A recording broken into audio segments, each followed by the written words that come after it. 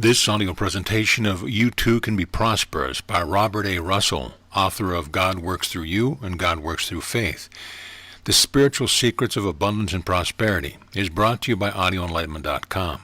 Copyright 2014, all rights reserved. I am prosperity. Now lay this book down and repeat these words to yourself 100 times. Repeat this practice at intervals until the words and their meaning become your basic thought pattern, an integral part of you. Read the book thoughtfully and meditatively in order to share the secrets of achieving prosperity that are revealed in these pages. Chapter 1.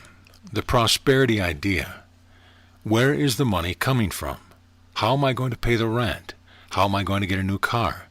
Why don't I get a better job? Why don't I get on faster? Why don't I get a decent salary? Why can't I be successful? Why don't I get ahead? Why am I always broke? Do you really want to know? Do you really want to do something about it? Do you really want to throw off the shackles of limitation and poverty? Then prepare yourself for one of the most thrilling and interesting experiments you have ever made. When you picked up this book, you picked up one of the most important and valuable documents you've ever held in your hand. You picked up a practical and usable technique that has enriched and revitalized the lives of thousands. You picked up a formula that has abundantly demonstrated itself. You picked up a method of demonstration that will work for anyone who will put it into practice. You picked up an idea that can transform, change, and improve everything in your world. If you followed the instructions on page 5 of this book and the mental soil was right, you started a vibration that will make all your dreams and wishes come true. You started a train of causation that will spread like wildfire until it touches every corner of your world. You started a flow of prosperity action that will drive every condition of want, lack from your life, if it is not impeded by thoughts of an opposite character. You opened a door to the source of all achievement, wealth, power, success, discovery, invention, and material gain. This idea is so big, so powerful, and so irresistible in its action that will magnetize everything in your life and cause everything to vibrate in harmony with it. It will draw success, work, opportunities, and beneficial activities of every sort to you. Its vibration is so strong that it will demagnetize everything unlike itself. Its power is so great that it will penetrate and dispel every inharmonious condition. It spreads its light, its vitality, its riches to every part of your world. It is omnipotent and omniscient. If you are lost in a maze of false beliefs, the idea will bring you to your goal. If you are in the poorhouse, it will take you out. If you are financially flat on your back, it will lift you up. If you have reached bottom, it will take you to the top. If your faith is weak, it will make you strong. If your attitude is right, it will accomplish all things through you.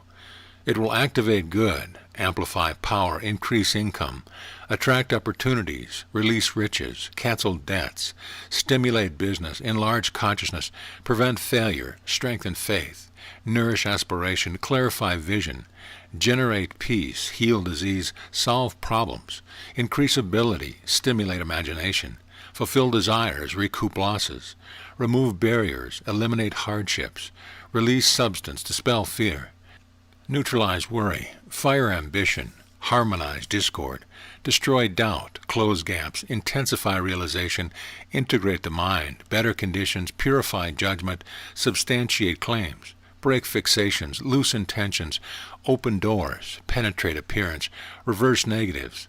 In short, it will realize the fulfillment of all your desires. Prosperity, one single idea. Think of its power. Think of its far-reaching influence. The moment that idea begins to work for you, everything in your life begins to change. The moment everything begins to improve. It is the key to your well-being. It is God breaking through to reveal to you the glories and riches of His kingdom. Say over again, I am prosperity. Millions slave for this idea. A few are supported by it. Do you see the difference? The laborer works for this idea. The capitalist lets it work for him. One supports it. The other is supported by it. Is there any difference in between the laborer and the capitalist? Only the difference in relationship. One is the servant of an idea, and the other is served by it. Ideas are seeds that come to us from anywhere and everywhere. They float through the air looking for the right mental soil. The right soil is a consciousness of one kind, an unadulterated consciousness in which there are no denials or contradictions. Just as vegetable seed to grow properly must have soil that is free of weeds, ideas in order to flourish must have soil that is free of contradictory and opposing thoughts. Our problem is not with the seed, as Jesus brought out in the parable of the sower, but with the soil. Remove the obstructions of fear, worry, and doubt, and the idea takes root and grows to maturity. What is it you want? An apartment, a position, more money, or better health? Then drop your idea into the fertile medium of the subconscious. Plant it deep. Cultivate it with recognition. Fertilize it with concentration. Nourish it with faith and activate it with your consciousness. Condition your consciousness, and there is nothing that you cannot have. All things are yours, and ye are Christ's, and Christ is God. If ye abide in me, that is, if you enter into and share my quality of consciousness, and my words, my thoughts abide in you, you shall ask what you will, and it shall be done unto you. Do you believe this promise? Do you catch the impact of it? It means that our whole work is to keep our thought pure and our consciousness true. If divine substance is momentarily shaping itself around our thoughts and materializing in our life and things about which we think, we must keep our minds off our troubles and keep them centered in God. Now repeat the affirmation, I am prosperity. Say the words meaningfully.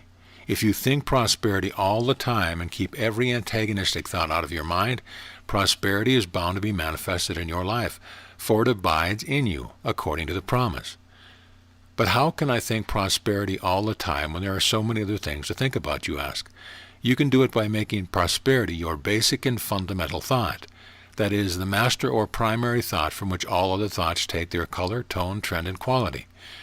Ralph Waldo Emerson said, a man is what he thinks about all day long. The character of your objective thought will be determined by the primary or subjective trend of your thinking. The trend is the matrix or fixed mode through which all other thoughts pass. Worry usually begins in some small anxiety in the mind and becomes basic or habitual through repetition. We repeat the same worry day by day until it becomes a habit or an automatic expression in our life. Habits make a path or channel through which our thoughts and actions travel. The channel enlarges as the thought is repeated and gets deeper and wider until the habit tends to dominate all our thoughts, action, and character. That is why a man is what he thinks about all day long. If the basic thought of a man is worry, everything in his life will be tinctured by the progeny of worry. Fear, timidity, uncertainty, depression, irresolution, doubt, bashfulness, indecisiveness, and lack of confidence. The basic thought is much like a South African berry that the native holds in his mouth to sweeten everything he eats. Here is a man who has allowed worry to become his basic thought. The basic worry thought will affect everything in this man's life. The whole brood of negative emotions will cluster close to it. Others will sense his negative mental atmosphere and will be repulsed by it. No matter how good or how desirable his product or merchandise may be, as long as he carries this atmosphere with him, he will repel his good instead of attracting it. You have heard about the atmosphere of homes, buildings, towns, and communities that is made up of the collective thoughts of people who live there. But the atmosphere of a man is what he thinks about all day long. It is that subtle something that interprets him to others. If his basic thought is poverty or lack, others will know it and treat him accordingly. How then shall we change these established habits of thinking? By adapting new basic thoughts that will crystallize themselves into more productive convictions. Let this same man fill his mind with thoughts, assurances, and ideals of faith, with self-confidence, courage, and determination. Let him surround himself with an atmosphere of success, achievement, and power. Let him radiate qualities of fearlessness, trust, optimism, strength, and self-reliance. He will attract the best from everything and everybody. He will inspire confidence and compel attention. Believing in himself, he will inspire confidence in others. The new habit pattern will not only release the power of God into his consciousness, but will change the whole color, tone, and character of his life. Instead of worry, he will generate faith. But wait a minute, says a thoughtful student. If you substitute one basic thought for another and make no disposition of the offending thought, you have two basic thoughts instead of one. That is true. Then how will you keep from slipping back into the old basic thought of worry? By tuning the old habit completely out, and by deliberately and persistently taking a new pattern of confidence and power into your conscious content. The nature of habit is brought out clearly by Edward C. Beals in his booklet, The Law of Financial Success. If you have to walk over a field or through a forest, you know how natural it is for you to choose the clear path in preference to the less worn one, and greatly in preference to stepping out across the field or through the woods and making a new path. And the line of mental action is precisely the same. It is movement along the lines of least resistance, passage over the well-worn path. Habits are created by repetition and are formed in accordance to a natural law observable in all animate things, and some would say in inanimate things as well. As an instance of the latter, it is pointed out that a piece of paper once folded in a certain manner will fold along the same lines next time. And all users of sewing machines or other delicate pieces of mechanism know that as a machine or instrument is once broken in, so it will tend to run thereafter. The same law is also observable in the case of musical instruments. Clothing or gloves form in creases according to the person using them, and these creases once formed will always be in effect. Notwithstanding repeated pressings, rivers and streams of water cut their course through the land and thereafter flow along the habit course. The law is in operation everywhere. The way to eradicate the old process of worry is to form a bigger concept of confidence. As the confidence thought grows, the mental path of worry will gradually fill up from disuse. The old path will grow less and less distinct until it gradually disappears. Do you see why this subject is so important? When you know how to change the basic thought, you know how to change everything in your life and are well on the way to something better and more productive of good. Remember, however, that Rome was not built in a day, and it is going to take time and patience to make new mental creases. The metaphysician calls this process changing subjective trends. You will see results when the new convictions become deeper and stronger than the old ones. Once the new pattern is outlined and adapted, it must be repeated again and again with great conviction and feeling. You must make it the intimate, vital, predominating, ever-living quality of your thought. Say to yourself, I am confidence. I am prosperity. I am power. I am success. Feel what you say. Feel it deeply and with great joy. Dwell on your statements until they are firmly synchronized with your emotional nervous system. There are several rules that will aid you in doing this. 1. Refuse to use the old habit path under any circumstance. 2. Keep your thought changed out of the negative path and hold it in the positive. 3. Charge the new thought action with hope, power, belief, conviction, and determination when you express it. 4. Make your new pattern as clear, strong, deep, and positive as you can. 5. Make opportunities for traveling over this new path as often as possible. The thing we want to accomplish is twofold: to obliterate the offending thought pattern and to drop a new form into the pool of subconscious cerebration so that the new unimpeded idea can take form and substance. It is a process much like dropping a key or other metal object into a body of salt water. If you have been to Great Salt Lake, you have probably made this experiment yourself. You drop a metal key into the water, and after a time the water will form itself in a perfect pattern around the key. Consciously or unconsciously, we must have a mental equivalent or pattern of the thing desired, and in this case it is prosperity. The law of prosperity is already within our minds, pressing to act. Our job is to release it for our daily needs, to open channels for its expression. Let us think first about the mental equivalent in this process. This is just another term for basic thought, pattern, or model. Having examined and rid ourselves of all apparent opposition, we are now ready to synchronize a new model with the creative forces of the subconscious mind. We are ready to drop the key into the water, so to speak. The Spirit descended into the pool and troubled the waters, and a healing took place. The object, of course, is to get the new idea out of your head, conscious content, and into the soul or subconscious mind. The law does not work for the thing you want while you are holding your model in the upper or conscious mind. It works for fulfillment only when the idea holds you. St. Paul said, "Let Christ, or the perfect idea, be formed in you." Let the idea form in you, a consciousness of itself. Don't hold the idea, but let the idea hold you. Do you hear? That is very important. Do not affirm unless your affirmation is backed up with a corresponding emotion. Many students fail because they do not understand this principle. We demonstrate our good by loosing it into the laws and not by parroting affirmations or mouthing decrees. The law responds to us by corresponding to our states of mind. That is, it operates through our mental equivalent or beliefs. When the principle of prosperity is set in motion through affirmation and acceptance, the law of life operates through us. Why must the new thought pattern be couched in the present tense? Why do we say, "I am prosperity," instead of saying, "I shall be prosperous"? Why must we claim something we do not have? Life always works in the present tense by direct affirmation. Jesus declared, "I am this," or "I am that," or "I am the other thing," and immediately the thing decreed began to take form according to the law. To say that we shall be prosperous is well and good, but we are putting our prosperity off until some future time.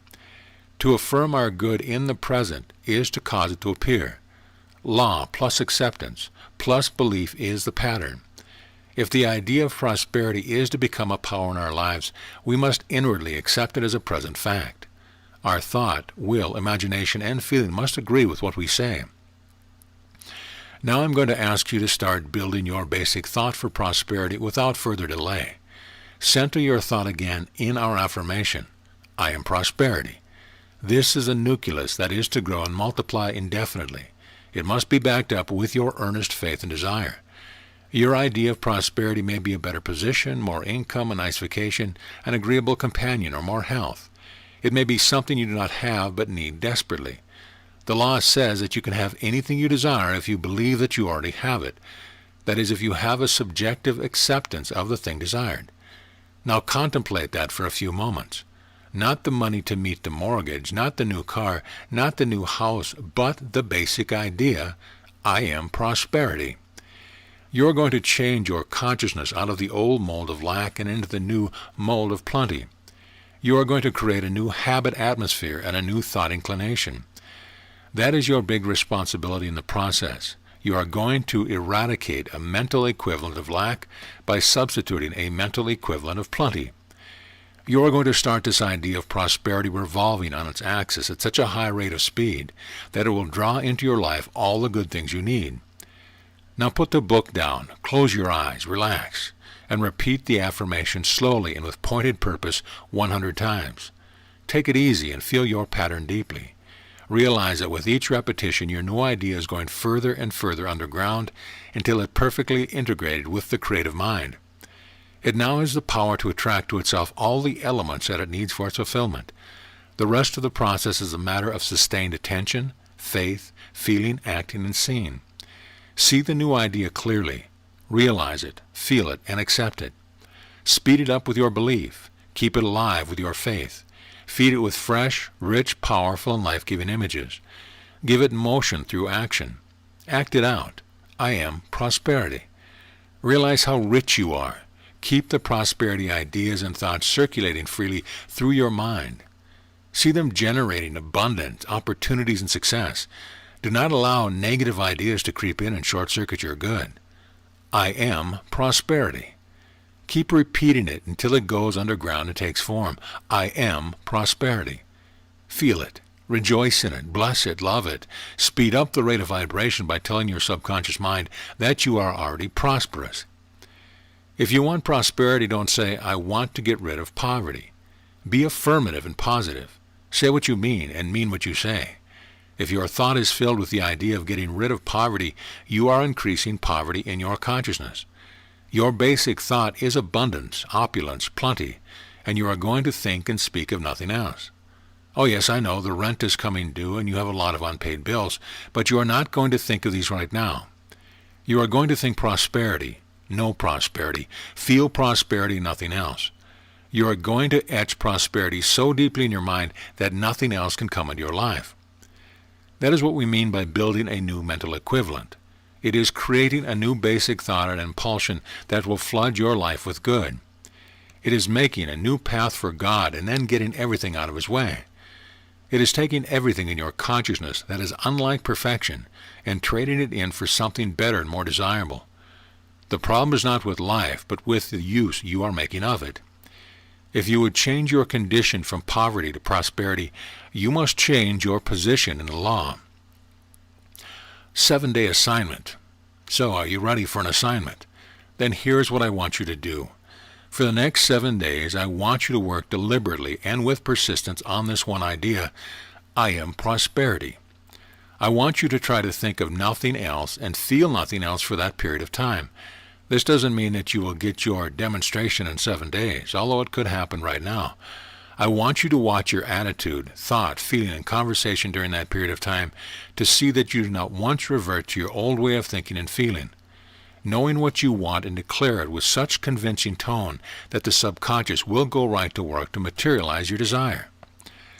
Now, let us repeat the assignment. This week, beginning right now, you are going to take the idea, I am prosperity, and try to think of nothing else for 7 days. If negative or contradictory thoughts creep in, catch yourself and refuse to entertain them. If that sinus or arthritis starts to bother you, if the job proves troublesome, if debt or the housing problem presses you, reject the thought. Say, I am not going to think about illness, the job, those unpaid bills, and the apartment.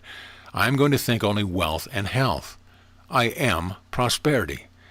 This is the new thought pattern and habit of my life. It is the basic thought by which I test every other thought. I shall weave it so tightly into the fabric of my consciousness that no thread of the old process of poverty can find room. I am prosperity. Say it over and over. Think of it. Dream it. Make it the intimate, powerful, and ever-loving quality of your thought. Say to yourself, I am prosperity. I am abundance. I am opulence. I am rich. I am successful. Feel these new patterns. Feel them earnestly, deeply, and convincingly. Feel them unceasingly. Thank God for them. Rejoice in them. Thrill to them. Let them sink deeply into your emotional nervous system. If you are serious about changing the automatic expression of your life, I want to give you a little suggestion that will help you. I have found that the association method to be a great boom in establishing new habits, and I'm sure you will too.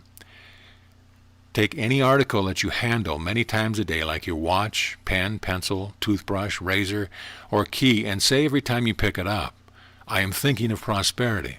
I am thinking of plenty. I am thinking of abundance. You turn the key in the ignition of your automobile a dozen or more times a day. Use that act as an association prospect. Let it remind you that you are prosperous. Accept the reminder when you unlock the door of your home, when you open a safe, when you use the letter opener to open your mail, when you stamp your letters, when you spend money, when you put on your clothes, when you tie your tie, when you wash dishes, when you sew, when you sweep. If you will do this intelligently and systematically for a period of even 7 days, you will be amazed at the beneficial change and blessings that will come into your life. Chapter 2. What Prosperity Is. Few things are more sought after or more misunderstood than what Mr. Average Man calls prosperity. To a clerk in a store, a raise of $5 a week is prosperity. To a wizard on Wall Street, a profit of $1 million is prosperity. This great difference in response is possible because the value in which prosperity is defined is false. Prosperity is not a matter of money. Ask any 100 people you meet what their idea of prosperity is, and you will get 100 different answers. What do they prove? They prove that prosperity is a state of well-being. It implies a free and easy access to all that is good and desirable, and connotes a free, complete, and satisfying life. Riches come by the same law that metal objects come to a steel magnet. The power of attraction is not in the bar of steel, but in the invisible force with which it is charged. So it is with supply. It comes not by hard work, physical effort, or willpower, but by the Spirit of God embodied as a working force in consciousness. This power draws material riches to one in abundant measure. They come not because of anything a person does on the outer plane, but by virtue of his consciousness, or what he is. For unto everyone that hath shall be given. In other words, to him that hath the consciousness of the kingdom of God, all these things shall be added. We instinctively sense that these things are true, but we do not know how to become receptive. It is not the power of God's hand that is foreshortened by our realization of oneness with Him. When we get into a state of lack or want, it is so real to us that we cannot think of anything else. Our static and undisciplined thought perpetuates the lack. Jesus did not say that we were to become resigned to cramped and limiting conditions, poor homes, neighborhoods, clothes, and food. He constantly implied that we should have the best of everything. He demanded of the multitudes, If ye know how to give good gifts unto your children, how much more shall your Father which is in heaven give good things to him that ask him? Jesus clearly stated that his mission in the flesh was to bear witness unto the truth. What truth? The truth that God shall supply all your need according to his riches in glory by Christ Jesus.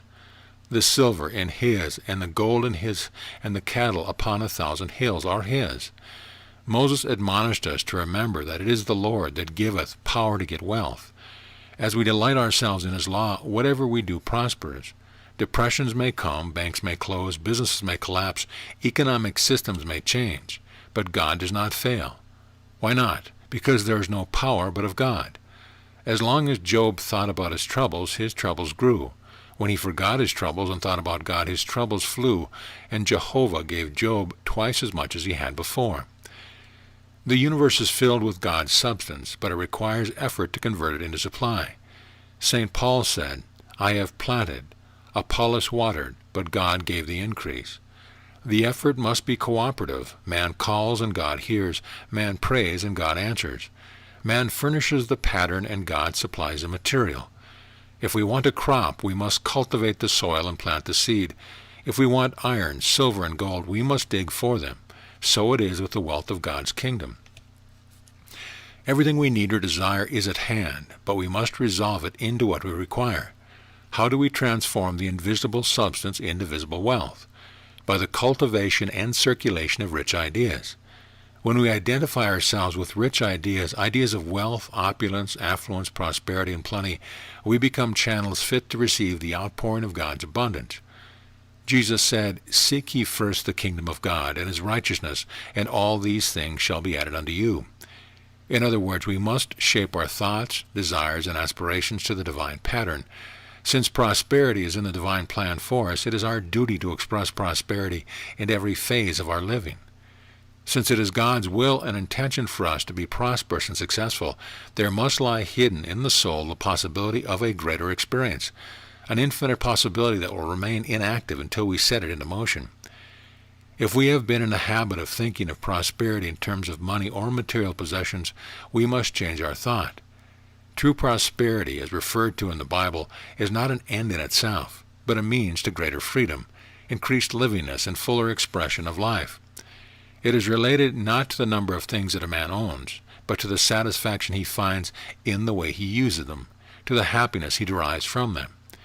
True prosperity is not measured in terms of palaces, servants, cars, chauffeurs, fur coats, and real estate, but in achievement, contentment, confidence, freedom, inspiration, beauty, in a clear conscience, abounding health and energy, rich thoughts and deep awareness, in harmonious relations with others, love and devotion of friends, guidance in times of uncertainty, courage in the presence of fear, protection in the midst of danger, and peace of mind, and in a sense of joy that comes from the realization that God is instant and unfailing supply. If we are frank with ourselves, we have to admit that our chief concern has not been with the kingdom of God, but with the things of the world. Mary E. Turner said, Our sense of values is wrong. This is due to our training. Mankind has put undue emphasis upon material blessing and has believed that they come only from material sources. We have thought that money was the earthly earth and had no connection with God. Money is a manifestation of substance. Substance is an attribute of divine mind. And to gain an adequate comprehension of the omnipresence of substance is to acknowledge God as our sole provider. If we are not demonstrating as we should like, it is a warning that we should turn the force of our thought toward contemplation of the infinite riches of God. He showers them upon us when we open our mind to receive. The dictionary defines prosperity as the state of being prosperous, advance or gain in anything good or desirable, successful progress, attainment of the object desired. To prosper in this sense is to have access to everything where and when it is needed. It would enable one to face the future with the certain knowledge that whatever he needed would always be present when the need appeared. This is the kind of prosperity that Jesus had. It can be ours too. There are many reasons why we fail to attract what we want from life. The chief causes of failure are our limited capacities and our feeble expectations. We ask for inferior things when we might just as well have the best. We are like the woman who prayed that she might reach her uncle's bedside before he died, instead of praying that her uncle might be healed. Or the young man who prayed for part of his tuition and got a third when he might have had it all. Or the minister who prayed all his life for just enough to meet his daily needs. God gave him what he asked and no more. He never realized that he limited God's giving by his meager request. There is an important lesson here which we must not miss. If I need an automobile, why should I limit the response to a Ford when there are Cadillacs to be had? If I need a fur coat, why should I not ask for a mink instead of a muskrat? If I need a home, should I not ask for a new one instead of an old one? Jesus said, Hitherto ye have asked nothing in my name. Ask, and ye shall receive, that your joy may be full.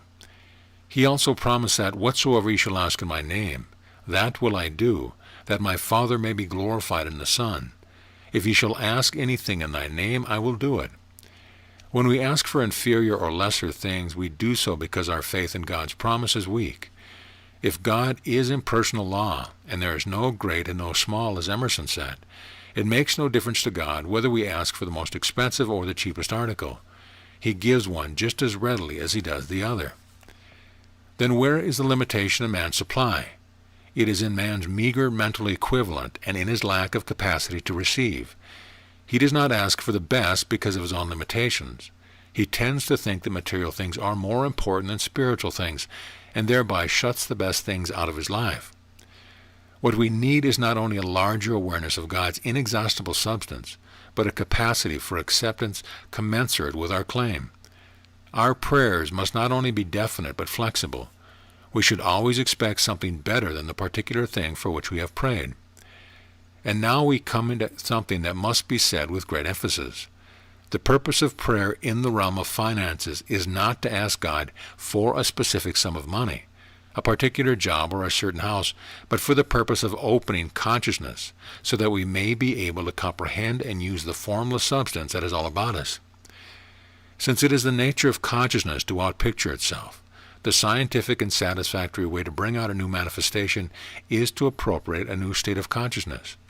It is futile to tell a man steeped in poverty that he can be prosperous, but to give him the idea of entering a new state of consciousness is to clarify for him the means of securing prosperity.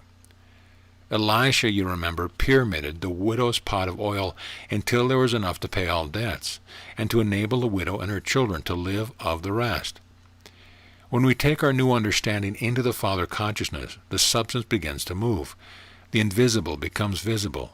The command to be born again is fulfilled. Now let us ask a question. What is this greater prosperity? How does one realize it? The only prosperity worth having is God.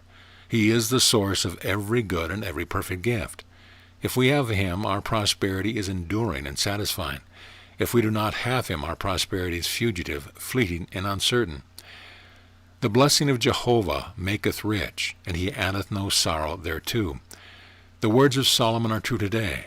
We must clear the channels through which infinite supply is to be stepped down into visibility by keeping God in the forefront of consciousness. When our prosperity is the outgrowth of a rich consciousness, it is satisfying, permanent, and secure. Let us go back to the statement that God is the only prosperity worth having. What does it mean? Why do we say that God is man's all-sufficient prosperity in complete expression? We can make these statements with confidence, for God is the source of all life, substance, and form. If we build our finances on human strength rather than on the strength of God, on moral wisdom rather than on divine wisdom, our prosperity will never be very great. We will never be really happy in our possessions because of a lurking fear that someone may take them from us. Failure and frustrations are the lot of those who believe that prosperity comes through man and can be lost through the same agent. I like the word permanent because it reminds me of heaven, God, law, and all the spiritual things that never change. The source of permanent prosperity lies in our power to possess and to mold the universal God substance in our thought. There are many ways of doing this, but the simplest and most direct way is the one pointed out by Jesus. Whosoever shall not doubt in his heart, but shall believe that these things which he saith shall come to pass, he shall have whatsoever he saith. Many well-meaning truth students scout the idea of asking God for material things in the belief that this is the wrong use of prayer. This attitude has no foundation. One cannot separate God from His manifestation. It is right to pray for material things when we have the mental equivalent of them. In other words, when we have made ourselves worthy of them. Money in itself, on the other hand, is just as powerless as a stick of wood without the consciousness back of it. The evil in money is the belief that it has power independent of God. The danger in material possession is that when we possess them, they may turn and possess us. When we become slaves to them, we shut ourselves off from heaven. When we relinquish our love of things, we can have them in abundant measure. What things soever ye desire, when ye pray, believe that ye receive them, and ye shall have them. We know this intellectually, but when we are in need of money or other material necessities, we tend to look for them in the world of things. Let us turn to the great affirmation in the Lord's Prayer, Thy kingdom come, Thy will be done on earth as it is in heaven. What are we asking for in this part of the prayer? We are asking that the invisible world of thoughts and the visible world of things become one. Heaven is a perfect state of harmony between the visible and the invisible. This harmony is not something that we make happen, but something that we let happen. It is a new state of consciousness. The kingdom of God on earth and the kingdom of God in heaven are two ends of the same thing. Both belong to God, and both are controlled by Him. The kingdom includes our bodies, our health, our home, our environment, loved ones, position, success, incomes, our happiness, our interests, all the component elements of life and living. That is why Jesus said, Seek ye first the kingdom of God, and all these things shall be added unto you. When heaven becomes really active in our minds and thoughts, all our needs will be met automatically. We shall no longer postpone our good, but we shall accept it in the present. Thy will be done on earth as it is in heaven. These words mean that our good is here and now, and that we are going to have it. God's kingdom is a kingdom of the mind. It is within us. It is omnipresent. We can accept it or reject it. We can live in it or outside of it, but it is always there, awaiting our recognition, acceptance, and cooperation. To this end was I born, and for this cause came I into the world, that I should bear witness unto the truth. Ask yourself if you are bearing witness to a rich and loving God by accepting a small income, by living with doubt and worry, by scrimping and pinching, and by the devastating inability to make ends meet. In other words, by living with a poor idea. If it is the Father's good pleasure to give you the kingdom of heaven, isn't financial sufficiency included in its benefits? Doesn't it include attractive homes, automobiles, telephones, radios, fur coats, nourishing foods, education, everything you need to enable you to live a full, free, and opulent life? My God shall supply all your needs according to His riches. Do you believe this promise, or do you still believe that to be poor in purse is to be rich in God? If your answer to the second question is yes, you need to get better acquainted with Jesus Christ and His teaching. In His day, demonstrations of supply were an integral and accepted part of the Christian faith and practice. In poor districts without financial means, people demonstrated an abundance of whatever they needed to build their homes, finance their crops, and carry on their work. They knew the law and used it. Their faith was so pure and simple that they asked directly for their need to be supplied and accepted the response in gratitude and humility. John prayed in this fashion for his disciples. Gaius, Beloved, I pray that in all things thou mayest prosper and be in health, even as thy soul prospers. Joseph, the Bible tells us, prospered because Jehovah was with him. Uzziah ruled Jerusalem for 52 years successfully. He was prosperous as long as he stayed with God. But when his contact with God was broken, his prosperity ceased. He shall bring it to pass. The promise is made to those who commit their way unto the Lord, the law, and who trust also in Him. What are we trying to bring out? Simply these two truths. 1, prosperity belongs to the righteous. 2, there can be no lasting prosperity apart from God. Now let us ask again, what is this thing we call prosperity? Prosperity is wealth. What then is wealth? The word wealth is from an old Anglo-Saxon word that means wheel, W-E-A-L. Your wealth is your wheel. It is your good. It may be anything from a porterhouse steak to a skyscraper. It may be a new car in your garage, a big balance in your bank, a yacht on the harbor, a turkey on your table, a fine wardrobe, or expensive jewelry. Your wealth is your good, or as Jesus said, your bread. Give us this day our daily bread. Jesus in these words is not beseeching and imploring a reluctant God for food.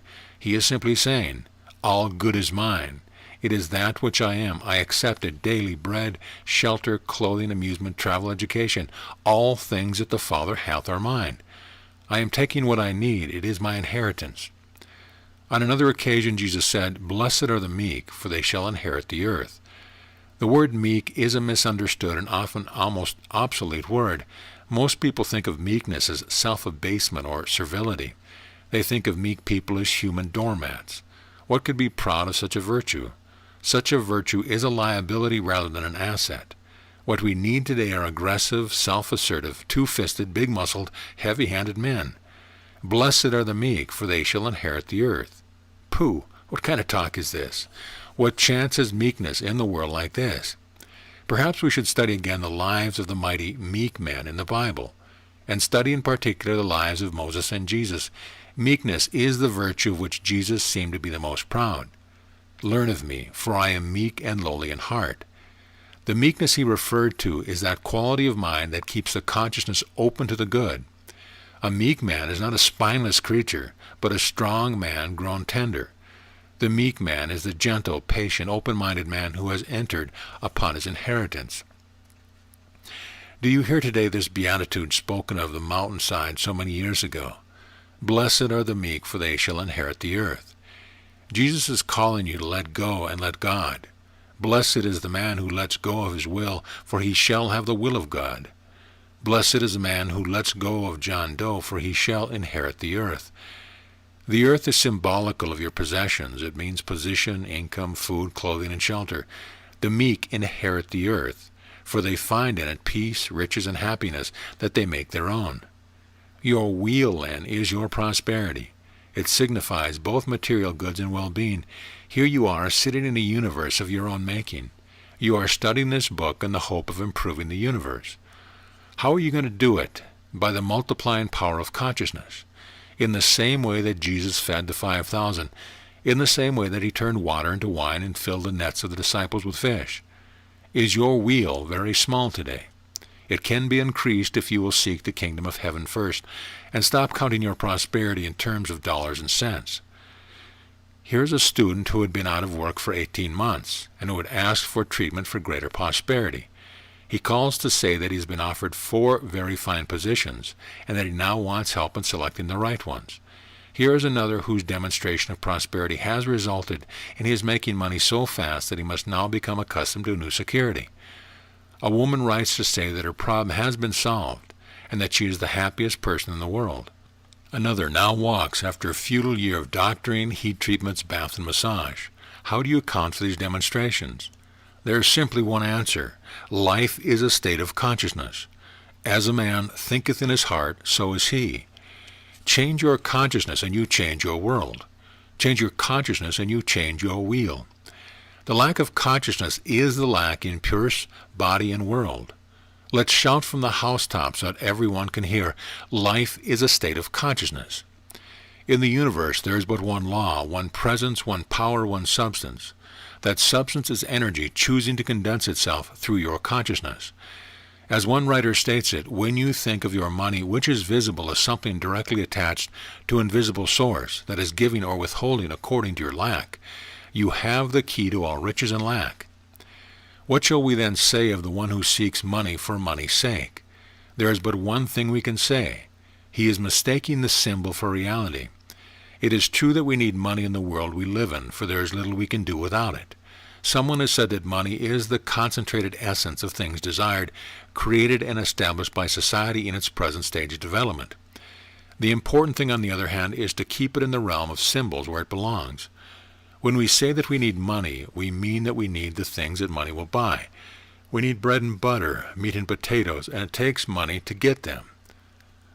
Money can mean happiness, freedom, health, independence, contentment, peace of mind, and the ability to help and serve others. We pray, give us this day our daily bread, but we're not asking for what belongs to another. We are asking for what is already ours. It is part of our inheritance. Our right to do it is implied in the word our, in the Father and Son consciousness, in which the universe forms itself and from which all things proceed. When we say the words our Father, we recognize the unity of all life, the one mind, intelligence, substance, power, and source. We are no longer in the world of John Doe. We are in a new dimension of mind. It is ours by divine right, and no one can take it from us. What did Jesus mean when on another occasion he said, "Man does not live by bread alone"? He meant that our life is more dependent on invisible sources than upon visible sources. The fact is, as E.V. Ingram said, that most of the supply that we work with feeds only 2% of our nature. That which feeds the other 98% is free for the effort involved in receiving it. If this 98% of our nature were habitually fed, the matter of taking care of the other 2% would be simple and easy. Let us therefore try to consider supply in its broadest and fullest sense. Let us be diligent in applying ourselves to every phase of supply in order that we may be most fully provided with all things needful. If we can feed some of the inner hungers first, we may find it more simple matter to feed the remaining outer hungers.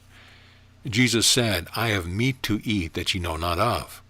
He was not talking about physical food, but about the food by which the mind, soul, and spirit of man are fed. We need bread on the table, but we also need the bread from heaven. We need the food that keeps the mind active and strong, the food that feeds our hope, aspiration, and ideals. We need peace, harmony, grace, beauty, truth, and love. Yes, my friend, these are all parts of that greater prosperity which is in the divine plan for us. Probably the greatest discovery of modern science is that all material things have their source in and are supported by an invisible and intangible substance called ether, the same ether that Jesus referred to as the kingdom of heaven. Scientists are now just proving what he taught his followers more than 1900 years ago. He was not describing an imaginary paradise up in the sky somewhere, but was revealing to man the source of infinite supply that is all around us. It is from this kingdom, according to Jesus, that God feeds and clothes all his children. This is all very interesting, you say, but what scriptural authority do you have for such a claim? Turn to the second verse of the 104th Psalm. Who coverest thyself with light as with a garment, who stretches out the heavens like a curtain. The word curtain in the Hebrew means a thin skin or film, and scientists tell us today that ether is so attenuated that a single cupful could encompass the earth. If the properties of this vibrating fluid that fills all space and permeates everything are new and strange to you, let us use another illustration. What are man's two basic needs? Or better stated, what are man's two highest concepts of physical good? They are food and shelter. Food is everything on man's table. It is everything to be found in the grocery, bakery, delicatessen, and butcher market. What is shelter? Shelter is the house, hotel, or apartment in which a man lives. It is the clothing he wears, the car he drives, and all the gadgets and devices that add comfort, convenience, and protection to his life. Now let us resolve some of these things back into their native and basic elements. What is food? What are butter, milk, cream, and cheese? What are grapefruit, bananas, cornflakes, toast, and coffee? They are air, earth, water, nothing more, nothing less. A house is chiefly made of bricks and lumber. What are bricks and lumber? Air, earth, and water. Nothing more, nothing less. And what is a suit of clothes or a fur coat? Air, earth, and water. And what are air, earth, and water? They are universal properties throughout which God expresses himself in the physical world. Let us return to a consideration of ether. The scientist tells us that it has no specific gravity. It is not derived from anything but permeates everything. It is the source of all life, power, vibration, heat, light, energy, attraction, gravitation, and repulsion. In short, it is a substance and form of every outer thing, including food, clothing, and shelter. St. Paul, in his letter to the Hebrews centuries ago, explained that what is seen hath not been made out of things which do appear. All things are made out of this one universal substance, which is God. All things that the Father hath are mine. Can you say these words now with conviction? Universal mind substance is instantly available and responsive to those who have learned how to lay hold upon its consciousness. It is always with us and always responds to our faith. It is not affected by our negative and depressed states of mind, but is always in action, always awaiting our recognition and acceptance. 10 things to remember when demonstrating prosperity. 1. The mental process necessary to a greater income is a matter of recognition, acceptance, and belief. This mental experience must precede any material manifestation. 2. Supply is fundamentally an invisible thing. It is the receiving into your consciousness the Spirit of God, which created all things from the beginning, and out of which all things are formed. 3. The metaphysical method for demonstrating prosperity is to put prosperous ideas to work. 4. Poverty is a state of mind. We bring about this manifestation by our negative recognition, acceptance, and belief. 5. We overcome poverty by mastering the sense of every kind of lack. 6. We look not to the world of things, persons, and places in solving a problem of supply, but look within our own consciousness. 7. We master the sense of want by building an inner sense of plenty. 8. We can have anything we desire if we believe that we already have it. 9. Prosperity is not a matter of education, training, working, saving, investing, struggling, or denying yourself. It is a matter of getting into harmony with the law of your own individual consciousness, and then following that law to its logical conclusion. 10. The permanent source of our prosperity lies in our power to possess and to mold in our thought the universal God substance. Chapter 3. The Source of Wealth. Where does all the money come from? Where do all the automobiles, diamond rings, houses, skyscrapers, farms, cattle, and horses come from? Where does everything come from? It all comes from the one primordial spiritual substance out of which all things are created. Our thoughts, our words, our bodies, our food, our clothes, everything that appears are created from this substance. It permeates everything, penetrates everything, and fills everything. It is the raw material of all forms. We think into it, and it gives back to us the result of our thinking. It is the invisible source of all supply. It responds to our word. We contact it through our spiritual medium of our thought. It is omnipresent, eternal, intelligent, and encompassing. It thinks through our brains, materializes through our words, breathes through our lungs, feels through our emotions, speaks through our nerves, and repairs the worn-out tissues of our body.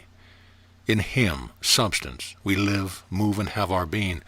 All things were made by Him, substance, and without Him, substance was not anything made that was made. Substance is pregnant with life, intelligence, power, and healing. It is a substance that thinks. When it engages vibration, it carries radio programs right into our homes. We do not have to take the roof off or put windows up to let the radio programs in. They go right through cement, brick, plaster, lumber, and steel without disturbing the structure in any way. Thus we see the meaning of omnipresence. There is nothing in the material world that is solid, impregnable, or impenetrable. Substance is in all, over all, through all, and under all. Substance will go through tons of solid rock or concrete just as easily it will go through our bodies. We do not see, taste, feel, smell, or hear substance, but we know it by what it does. When it engages man's thought, it materializes the thing imagined in the thought. It acts by means of belief and conviction. A prayer goes out into this intangible substance and causes a vibration that changes the material conditions in a man's life. A declaration of healing moves right into the physical body and produces health. Then why are there so much poverty and sickness in the world? Because we direct its substance toward negative and inharmonious ends. We do it by doubt, fear, anger, hurry, hatred, arrogance, vanity, and resentment. Substance has been here from the beginning, but man is just now learning how to use it for his good. We all have access to this substance, but it responds to those who recognize it and make use of God's laws. Substance is not affected by our ignorance, limitation, and poverty. Perhaps we should make a distinction here between substance and matter. There is a difference, and not to confuse them is to shut off our supply. When we say that God is substance, we mean that He is the essence, or that which stands under or behind things, that which gives them being, reality, and support. Sub-star, that which stands under. Faith is the substance of things hoped for, the evidence of things not seen. Contemplate these things, and you will see that matter is formed, but God is formless, although He is the basis of all form. Go on to the subject of demonstration, and you will see that creation is always like the thing imagined in the thought.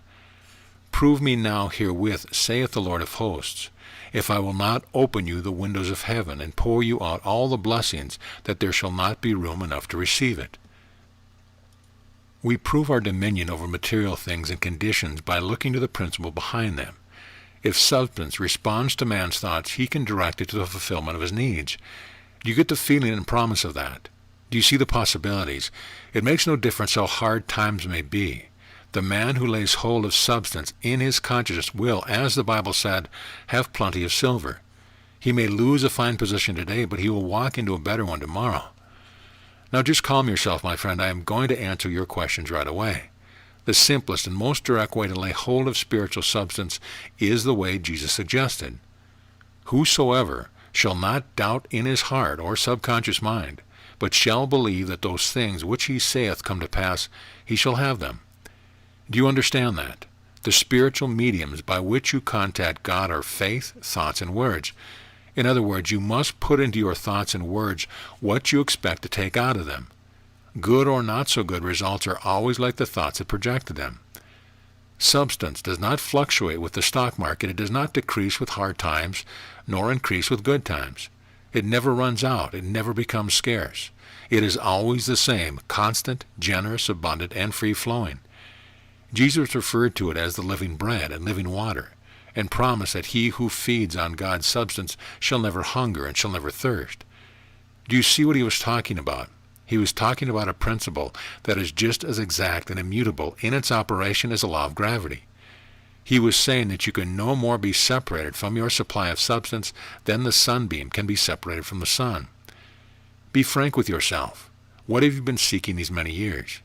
Answer me. Have you been seeking the spirit of things or just things? Jesus said, "Ye seek me after the loaves and fishes, and ye cannot find me." Why not? What were you supposed to seek? You were supposed to seek the pure substance of spirit. You were supposed to worship the cause instead of the effect. Then you did not hear the thrilling command, "Ask and ye shall receive, that your joy may be full." Not a quarter full, nor a half full, but pressed down and running over. Do you see now why Jesus said, "Go and do thou likewise"? Go thou and feed 5,000 hungry men and women with 2 sardines and 5 biscuits. Go and do these likewise. Greater things than these shall ye do. Go thou and cast the net on the right side of the ship. Go thou and multiply the widow's oil. Go thou and heal the man sick of palsy. Go and open the eyes of the blind. Go and still the storm. Well, what are you waiting for? Why haven't you gone? Well, I'll tell you why. You love things more than the principle back of them. You have been content to read about him and talk about him. You have placed your hope upon things instead of placing it upon the fadeless substance of spirit. Things seem scarce, and you want to capture them before it's too late. O ye of little faith, when will ye turn with your whole heart and mind? When will you take everything into your consciousness and do your work there? How long will you linger among the flesh pots of Egypt? Consider the lilies of the field. Have you considered them? Look again, not at the beauty, color, perfume, but see how they grow. No, it is not a waste of time to do this. It is to do with the money, home, job, car, and other things that you are trying to demonstrate. There is a lesson here, and if you miss it, you will miss everything. When you are told to consider the lilies, you are being told to consider the power that brings them forth. There is a bulb, a lily pattern, way down there in the earth, and as long as that bulb is there and undisturbed, it will bring forth an abundance of lilies. Do you see the lesson Jesus is trying to teach? Do you see what he is trying to bring out? When you put things before God, it is like cutting flowers in your garden. They stay a few hours, and then you must get more. So it is with everything on the material plane. Now don't misunderstand me. It is right for you to gather lilies and share them with your friends. It is right for you to demonstrate money and spend it, but where do you go from there? Which is more desirable, the goose or the golden egg? Don't you see that when you go to the cause behind money, you come upon a power and a substance that simply cannot fail? Money is only as good as the government that makes it, but the principle back of money is not dependent upon principalities. God so loved the world that he gave his only begotten Son. He gave this principle to you and to me and to every man. He gave it to us in order that we might be loving, happy, peaceful, successful, and prosperous. The principle is always within reach, waiting to go into action, but it will remain inactive until we set it into motion through our thought. It is not money that is the root of all evil, but the love of money. Money by and of itself has no power, but the love of money turns it to bad ends. If you find this idea of substance hard to follow, please turn to the chart at the beginning of this chapter. What do you see? You see money, a man, house, automobile, and food. Analyze these 5 objects and you will see that they are all alike, that they are all made from the same stuff. The man, the money, the house, the automobile, and the food are all presentations of one element. And what is this element? What is this thing that makes them all alike? What is their substance? The answer is paper. The only thing we have here is paper. The man, the money, the house, the automobile, and the food are but different forms made from the same stuff, paper. The forms in the paper are one and the same. We call one form a man, another a house, another money, but they are all whatever the paper is. The paper is a symbol of the substance of which all things consist, and out of which all proceed. These pictured objects, then, have no existence apart from the paper. Have you been seeing things and praying for things that are separate or apart from the paper, which is a symbol of creative substance? Can you realize that you and the paper are one, since you are both the visible expression of mind substance? And that apart from the substance you can do nothing, be nothing, have nothing? Answer me, of what benefit is all the substance in the universe if your consciousness operates independently of it? Perhaps that is what is wrong with your demonstration. You have been looking at things and disregarding the power behind them. You have been seeking the young man for the loaves and fishes and not the spiritual understanding. Consequently, your desires are stillborn. You have prayers without answers, cloud without rain, forms without substance, and creation without life. When you withdraw your supporting thought, the creation falls apart and leaves you flat. Jesus said, have faith in God. Have faith in universal substance. Put rich ideas to work. Build for eternity. Lay up for yourself treasures in heaven. What is this condition that has stymied you? Is it a belief in lack? Is it a fear of want? Then put your rich ideas to work as quickly as you can. Circulate them freely in this mind substance and let them make you prosperous.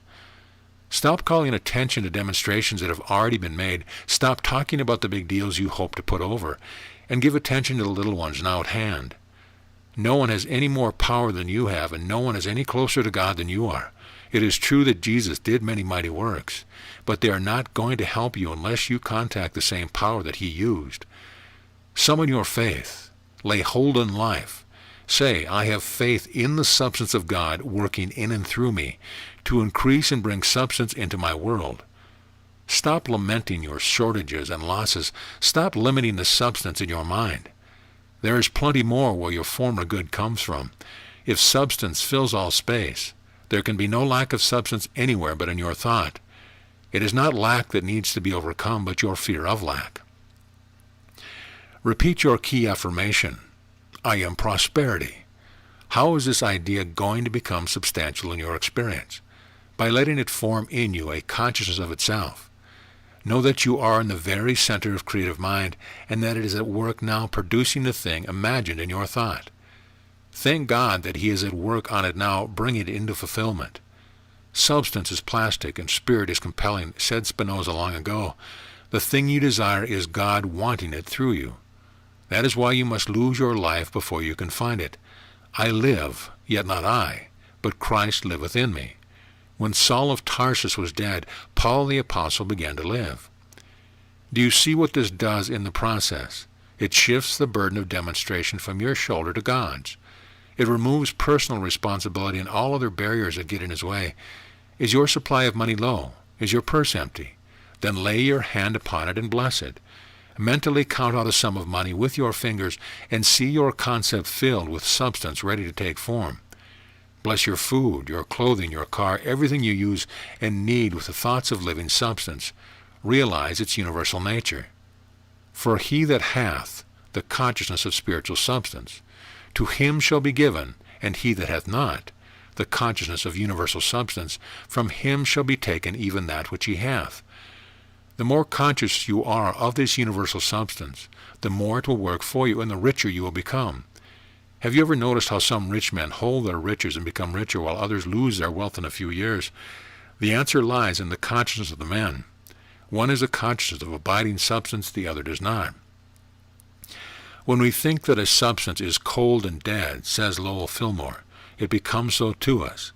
When we pronounce a blessing upon substance, we quicken the life in it, and it responds and begins to manifest the good from which it sprang. Metaphysical students are learning to bless their money. They find by experience that blessing money increases prosperity. Sometimes this prosperity shows itself in a greater supply of money, and sometimes the same amount of money seems to go further. There is always an increase of good, an increase of buying power for the one who blesses his money. To the average individual, money is cold cash. To one who understands truth, money becomes living substance. What do you think will be the best servant? For money is a servant, cold cash or living substance. Do you not think that a living dollar will serve you better than a cold cash dollar? Some may think that it is getting pretty much into the realm of imagination. We admit that the imagination has to be called into action in order to attain this understanding, just as it has to be called into action in any creative work. All successful people have had to use imagination to help them succeed. The difference between success and failure is often in the use that one makes of imagination. Imagination helps us to see in the dollar a willing, intelligent servant, while lack of imagination or a negative use of it leaves us with a cold, dead something that is worth only its face value, and with which we can purchase very little. Why was the woman healed who touched the hem of Jesus' garment? Because of the spiritual substance that filled his mind and body. There were hundreds of people who rubbed elbows with him that day, but only one woman recognized the substance and received it. She knew that if she could but touch his robe, her physical need would be met. Do you get the impact of this miracle? Substance increases with use until it fills our whole consciousness and manifests as abundance in all our affairs. Be still and know that I am God. Look to substance, recognize it, put it through your thoughts, claim it until it becomes your own.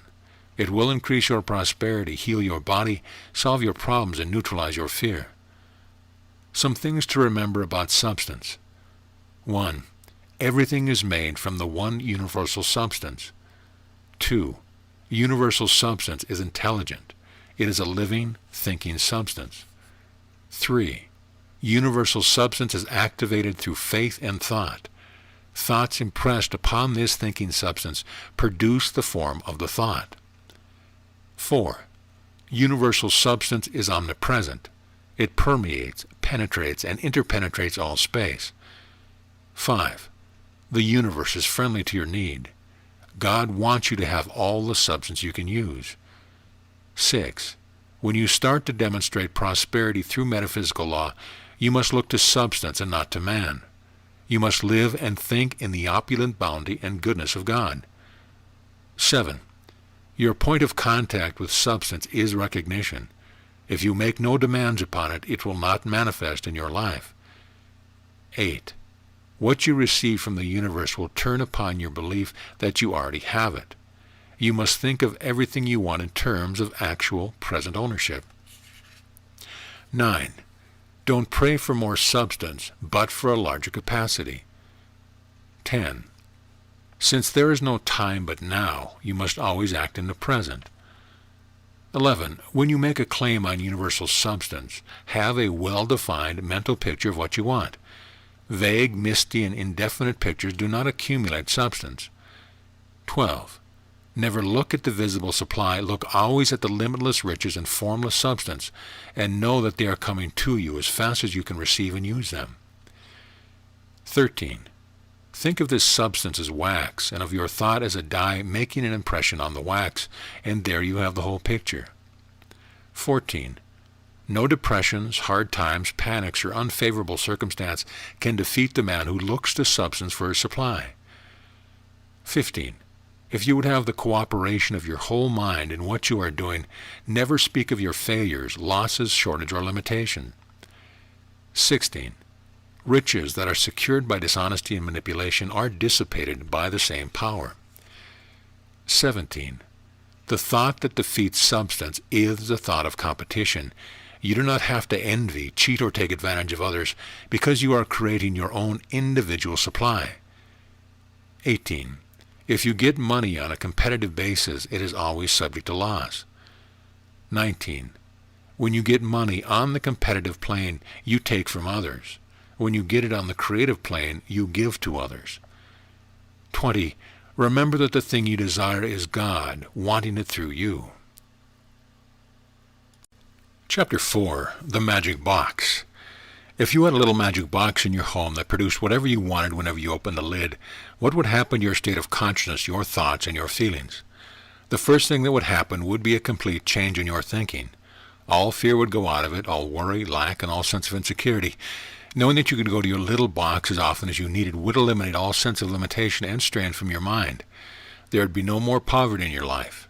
Having what you wanted when you wanted it would not only lift you above the plane of material need, but would, if the power were used wisely, make you a better, more useful, and more effective person. Do I hear you say that this is all a lot of nonsense, a figment of the imagination? You're wrong. The box is a symbol of your consciousness, and to approach it in the right way, with the right idea in mind, is to cause the box to open, and to remove all want from your life. For all things are yours, and ye are Christ, and Christ is God's. He that believeth on me, the works that I do shall he do also, and greater works than these shall he do. The principle of demonstrating prosperity isn't exact and unalterable as the principle of algebra or arithmetic. There are certain laws that govern the acquisition of riches. Once these laws are mastered and applied, riches follow with mathematical certainty. Perpetual prosperity is built upon three things: recognition, acceptance, and sharing. The greatest of these is sharing. Why? Because sharing is the power that increases, multiplies, and prospers. Someone has said, unshared prosperity palls and pines and carries no blessing in it. And the Bible tells us, he that giveth unto the poor shall not lack. We all want wealth in one form or another, but financial wealth comes not through special abilities, talents, thrift, influence, environment, favorable condition, or physical effort. It comes as a result of thinking, acting, and believing in a certain way. Those who follow this way, consciously or unconsciously, purposely or accidentally, get definite results. Those who do not follow this way remain in want. It is not a matter of choosing a particular locality, line of activity, business, profession, or job. It is not a matter of living in Podunk, Iceland, or Florida. It is not a matter of being bright or dull, smart or stupid, strong or weak, sickly or well. It is a matter of doing things in a certain way and of holding to that way through thick and thin. The potentiality of one is the potentiality of all. If anybody has wealth, you can have wealth. If anyone has a beautiful home, you can have a beautiful home. The law of supply is no respecter of persons.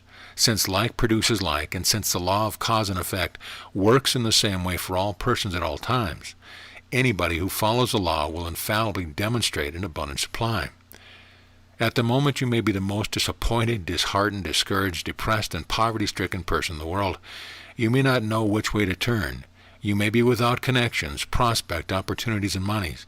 You may be flat on your back. But if you begin to apply these principles and do things after the law, your whole situation will begin to improve. If you need friends, you will find them. If you need money, you will get it. If you are in the wrong position, you will find the right one. If you are in the wrong place, you will find the right place.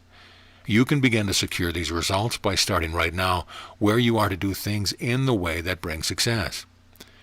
What is the way that works such miracles in human life? It is the way of consciousness. Why consciousness? Consciousness is your life, the creative life of God. It is what you have, where you are, how you work. It is what you do, how you act, what comes to you, what leaves you, the kind of friends and opportunities you attract, and the kind of problems you have. In fact, consciousness is the determining factor of every circumstance, experience, and condition in your life. It decides whether you are successful or unsuccessful, rich or poor, happy or sad, strong or weak, peaceful or discordant. For all are but the expression of your consciousness of the universe in which you live. Remember, life is a state of consciousness. When we have said that, we have said everything that can possibly be said. Now lean back in your chair, relax for a moment, and let me ask you a few questions. What is troubling you at the moment? What are you worrying about? Why are you so fearful? Is it unemployment? Is it discord? Is it unhappiness? Is it lack of income? Then I say, look to your consciousness. If you are suffering from lack in any form, it is because you are at this moment out picturing what you have in your consciousness. Are you hard-pressed financially? Are you out of work? Are you without a decent place and so in which to live? Then you are expressing in your objective experience exactly what you are holding within. Say this to yourself. If thought is creative, then what I am and what I have at this particular moment, simply imagine that I have in my consciousness. Life is a state of consciousness. Write the words deeply in your heart. Lift the statement high in your mind. Without consciousness, there would be no life. It comprises everything in your world. When you reduce everything in the universe to its lowest common denominator, you say, I am. You can never run away from yourself. You can never be other than yourself. When you express consciousness, you use the words I am. You are told to work out your own salvation. No one else can think for you, and no one else can use your I am. Do you begin to see how the poor man becomes rich and how the sick man becomes well? Do you begin to understand what it means never to want again? St. Paul said, "Be ye transformed by the renewing of your mind." How does one renew his mind? By changing his thought. Then what is the way by which a man changes his bondage for freedom? He changes his thought and keeps it changed. Most men's consciousness, says Thomas Mason, is like an apple, in which the possibility of decay is always present, in which indeed there are many soft spots. The problem is to keep it sound, not for any perverted or selfish purpose, but for the innate priori intuitive longing for oneself with God. Hold that for a moment and consider just how one is going to keep his consciousness sound. Here is the possibility of decay, a soft spot. Let us say that it is a thought of bankruptcy or economic disaster. How shall we restore soundness in the presence of such a weak and debilitating belief? By changing the thought out of it and keeping it changed. Remember that a man always gets the things and conditions that he belongs to his consciousness. If he has a consciousness of money, he will get money. If he has a consciousness of health, he will get health. The Bible tells us that a man is what he thinks in his own heart. What he thinks in his heart or consciousness is what he attracts from life. Isn't it perfectly obvious, therefore, that the way out of impoverished conditions is through a way in consciousness? In fact, it is the only way you can change anything in your life. If you tell me that you are out of things or that you have a small salary, I say, look to your consciousness. Put things right there. Find the offending thought or belief and reverse it. Change your thought out of it and keep it changed into something better. Speak the word with conviction and acceptance. Put into what you expect to take out of it. Stay your mind upon it until it takes form. What do we mean by the word? We mean a clear-cut, definitively formulated thought. The word is creative, says Emmett Fox, and the strongest and most creative word is I am. Whenever you say I am, you are calling upon the universe to do something for you, and it will do it. Whenever you say I am, you are drawing a check upon the universe. It will be honored and cashed sooner or later, and the proceeds will go to you. If you say I am tired, sick, poor, fed up, disappointed, getting old, then you are drawing checks for future trouble and limitations. When you say I am divine life, I am divine truth, I am divine freedom, I am divine substance, I am eternal substance, you are drawing a check on the bank of heaven, and surely that check will be honored with health and plenty for you. Remember, you don't have to use the actual grammatical form I am. Every time you associate yourself in thought with anything, or think of yourself as having anything, you are using a form of I am. The verb to have is a part of the verb to be. In the very ancient languages, there is no verb to have. It is a modern improvement, like the radio or the automobile. I have means I am, because you always have what you are and you always do what you are. Apply this principle to the affirmation, I am prosperity, and you will see how wealth comes out in your affairs. Whatever you believe becomes, whatever you think expresses. You build your consciousness with your I am by the things you think and do all day long. As a man thinketh in his I am, so are his circumstance. Do you grasp that principle? You who are looking for better job, more income, greater freedom. If you do, the circumstance in your life will have to change. Do you ever stop to consider why it is that a man who has made a fortune and lost it can make another one faster than a man who never had one? It is because his consciousness is greased in that direction. Do you know how many businesses disintegrate and fall apart when their founders die? It is because the supporting consciousness has been taken away. If we can show you what is wrong with your thinking, that knowledge should constitute the greater part of the cure for you. One of the reasons people fail to demonstrate sufficient income is that they imagine something other than God is their source of supply. Another reason that they try to build prosperity without God. We cannot function from the source or center of supply without Him. Those who do not understand this will try to change outer circumstance without changing their consciousness. A process exactly like trying to lift oneself up by one's own bootstrap. It is important to make up your mind about the things you wish to demonstrate, but it is more important to be willing to change your mind in order to get them. Of mine own self I can do nothing. The Father that dwelleth in me, He doeth the work. The way is clear. The more you forget self and rely on God, the greater your demonstration will be. Metaphysics teaches you but one thing: how to be a good insulator through which the power can flow. I, if I be lifted up from the earth, will draw all men or manifestation unto me. When God, the I Am, is lifted up, your lack is turned into plenty. Do you begin to sense the riches there will be poured into your life when this adjustment has been made? My God shall supply all your needs according to his riches in his glory by Christ Jesus. The promise reads that your business is with God. Nothing else matters. If you fail to receive the riches that are rightfully yours, it means that you are in God's way. There is some impediment in your thought that must be removed. Emerson told us to get our bloated nothingness out of the way of the divine circuits. When the current is impeded, there is lack. When there is lack, there is a pinched supply. So what is the remedy for this condition? To repair the circuit and close the gap by filling the consciousness with the thought of God. Now hold that for a moment and consider this question. What does it mean to fill the consciousness with the thought of God? It means to practice the presence for 24 hours a day. It means to keep him in the forefront of your mind. I am God, and there is none else.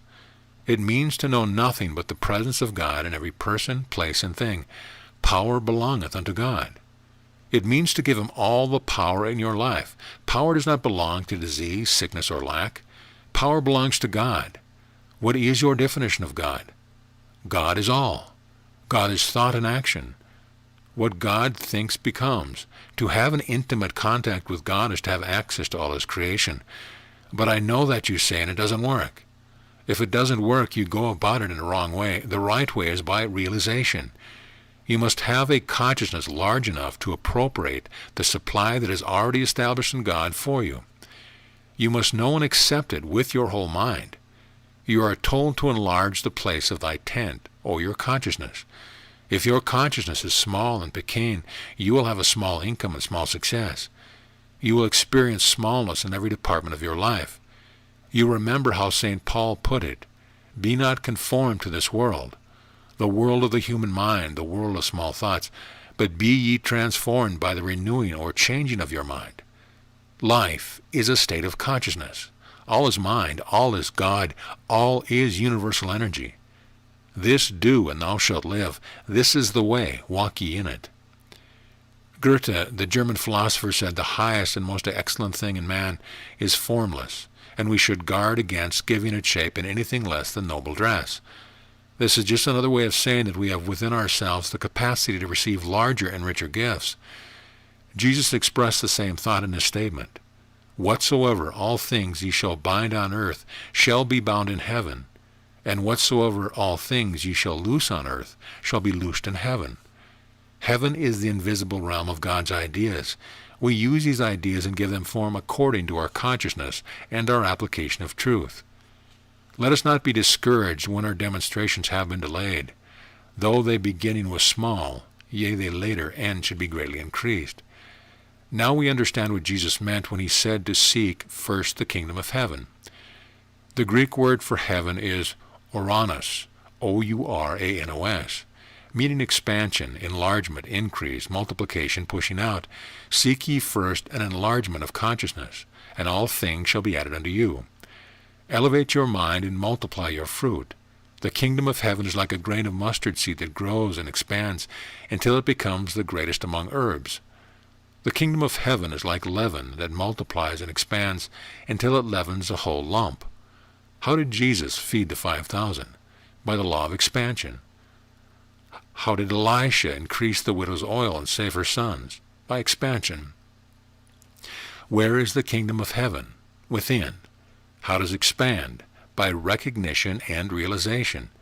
To expand a balloon, you fill it with air. To expand water, you apply heat.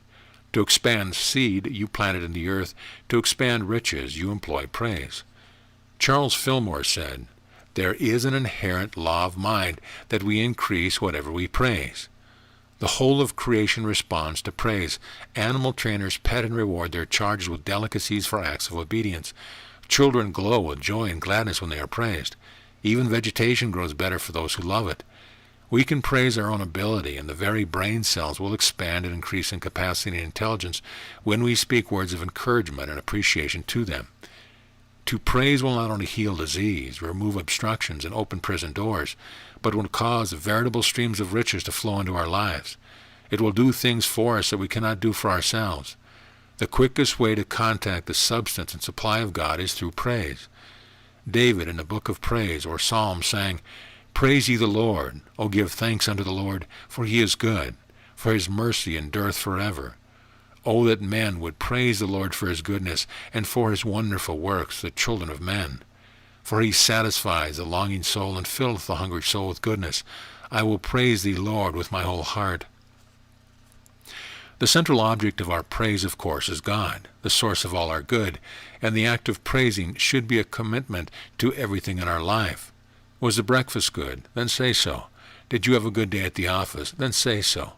Acknowledge your blessings and they increase. Praise God with what you have and you will get more. Praise him for what you do not have and it will come to you. Bless your business, your employees, your customer, and your cash register. Bless every piece of money you receive. If you want a better job, bless the one that you already have. If you do not have a job, thank God for the one he has for you. With thanksgiving, let your request be made known unto God. Thank him for everything that seems to be lacking in your life, and it will be supplied. Bless your home, your family, your neighbors, your friends, your pets. Let all the people praise thee. Then shall the earth yield her increase. If anyone could tell you the shortest, surest way to all happiness and all perfection, wrote William Law, he must tell you to make it a rule to thank and praise God for everything that happens to you. For it is certain that whatever seeming calamity happens to you, if you think and praise God for it, you turn it into a blessing. Could you, therefore, work miracles? You could not do more for yourself than this thankful spirit, for it turns all that it touches into happiness. How then will you enlarge your consciousness of supply except by blessing and praising what you have? Review the chapter up to this point and you will see that we have stressed 4 things. 1. The importance of changing consciousness. 2. The importance of keeping God in the forefront of consciousness. 3. The importance of enlarging consciousness. 4. The importance of praise. This chapter is really a study of consciousness. The study is of vital importance, for consciousness is the medium through which everything enters or leaves your life. Prayer changes things because it changes your consciousness. It is done unto you according to your faith, your mental equivalent or scope of consciousness. Jesus was not adverse to our praying for things that are in accord with God's purpose. What he insisted upon was an acceptance and belief that we already have them in our possession. Prayer must precede action. Whatever is worth having is worth praying for. Consciousness reaches its highest level in self-forgetfulness. The trouble with most people who get into financial difficulty is that they become worried, fearful, and depressed. Their lack becomes such an obsession that they cannot think of anything else. They do not realize that mental depression is the very thing that defeats them and holds them in want. What shall we say to these people? We shall tell them that the outcome of their difficulty depends entirely on their attitude and trend of mind. If the mind can be kept 51% positive at such a time in the ascending tendency, their deliverance is assured. The attitude or trend of mind is a determining factor in every problem. It is not only determines how and which the faculties of the mind will work, but the speed with which the need will be met. If the mental level is kept above the 50% mark, the mind will work with the successful and prosperous side of life. If it falls below, it will act with failure and lack and will accentuate the difficulty. How shall we raise the mental level at such a time? By changing our attitude and expecting the best from every person, place, and thing. Emerson said, "Assume a virtue if you have it not." That is good advice, and we can begin now by shifting the center of mental gravity from self to God, from the circumference to the hub. The first step is to make God the center of everything we say, think, feel, and do. This action will not only give the mind an upward and forward look, but it will raise the mental level. The next step is to reverse every negative the instant it appears by giving all power to the conscience of good. You will give no power to failure, delay, doubt, disappointment, despair, reverse, misfortune, or bad luck. What the mind makes, it can unmake. Do not get upset when things do not turn out right. Do not expect the worst when things go wrong. Know that your mind has the power to make anything right. Refuse to be depressed or disappointed. Give no place to worry, fear, doubt, or uncertainty. When losses, misfortune, and troubles come, meet them with the conviction that they are only temporary. If you are compelled to wait for your good, make sure that you are growing in the meantime. Do not let interruptions, recessions, or delays make you impatient. When you meet conflict or inharmony, refuse to become divided or distressed in your thought. Hold rigidly to St. Paul's statement, "None of these things move me." Look upon defeat, failure, and mistakes as putty in your hand. Maintain the attitude and feeling that will awaken and bring out the best that is in you. Know that you can change circumstance and conditions by changing your consciousness. It makes no difference how poorly things may be going on in the outer world. Your job is to keep things going right in your mind. The more you become conscious of in mind, the more your subconscious power will produce for you. That is the law of increase. If you train your mind to think in terms of abundance, you will experience abundance in every department of your life. The thing you desire will come to you in abundant measure. Now let us recapitulate. Our purpose has been so to stock your mind with the idea of abundance that will cause your consciousness to move in the direction of abundance and produce for you these things which you specifically desire. It is important not only that you become aware of the fabulously rich powers of your mind, but that your desire for abundance be continuous and deep. There are millions of people who never get beyond moderate circumstances because they do not become conscious of the unlimited powers, potential possibility, and vast riches in your mind. It is obvious that the larger part of their consciousness functions independently of their good because there is no pattern to give it form. The four important factors in demonstrating greater prosperity are these. 1. Remove every impediment and obstacle to the idea of prosperity. 2. Create a deep and continuous desire for abundance. 3. Become conscious of more of everything in your mind. 4. Use what you have. The compensation will be large if you follow this pattern. Prosperity is wholly a matter of learning to make the most of what you are and have. The law says that you will receive more only if you use what you have. Use is the key that will unlock the doors of anything you want to do or accomplish. The rule is to have faith in yourself and to work with the law. Son, thou art ever with me, and all that I have is thine. That knowledge is the magic box. We get worried and fearful. We turn to this person and that person. We consider this possibility and that possibility, and we get all worn out. And all the time there is the box, the magic box. What are we going to do with it? Every condition, every experience of life, says Robert Collier, is the result of a mental attitude. We can do only what we think we can do. We can be only what we think we can be. We can have only what we think we can have. What we do, what we are, what we have, all depends upon what we think. We can never express anything that we do not first have in mind.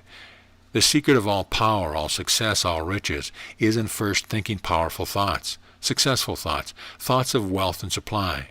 We must build them in our own mind first.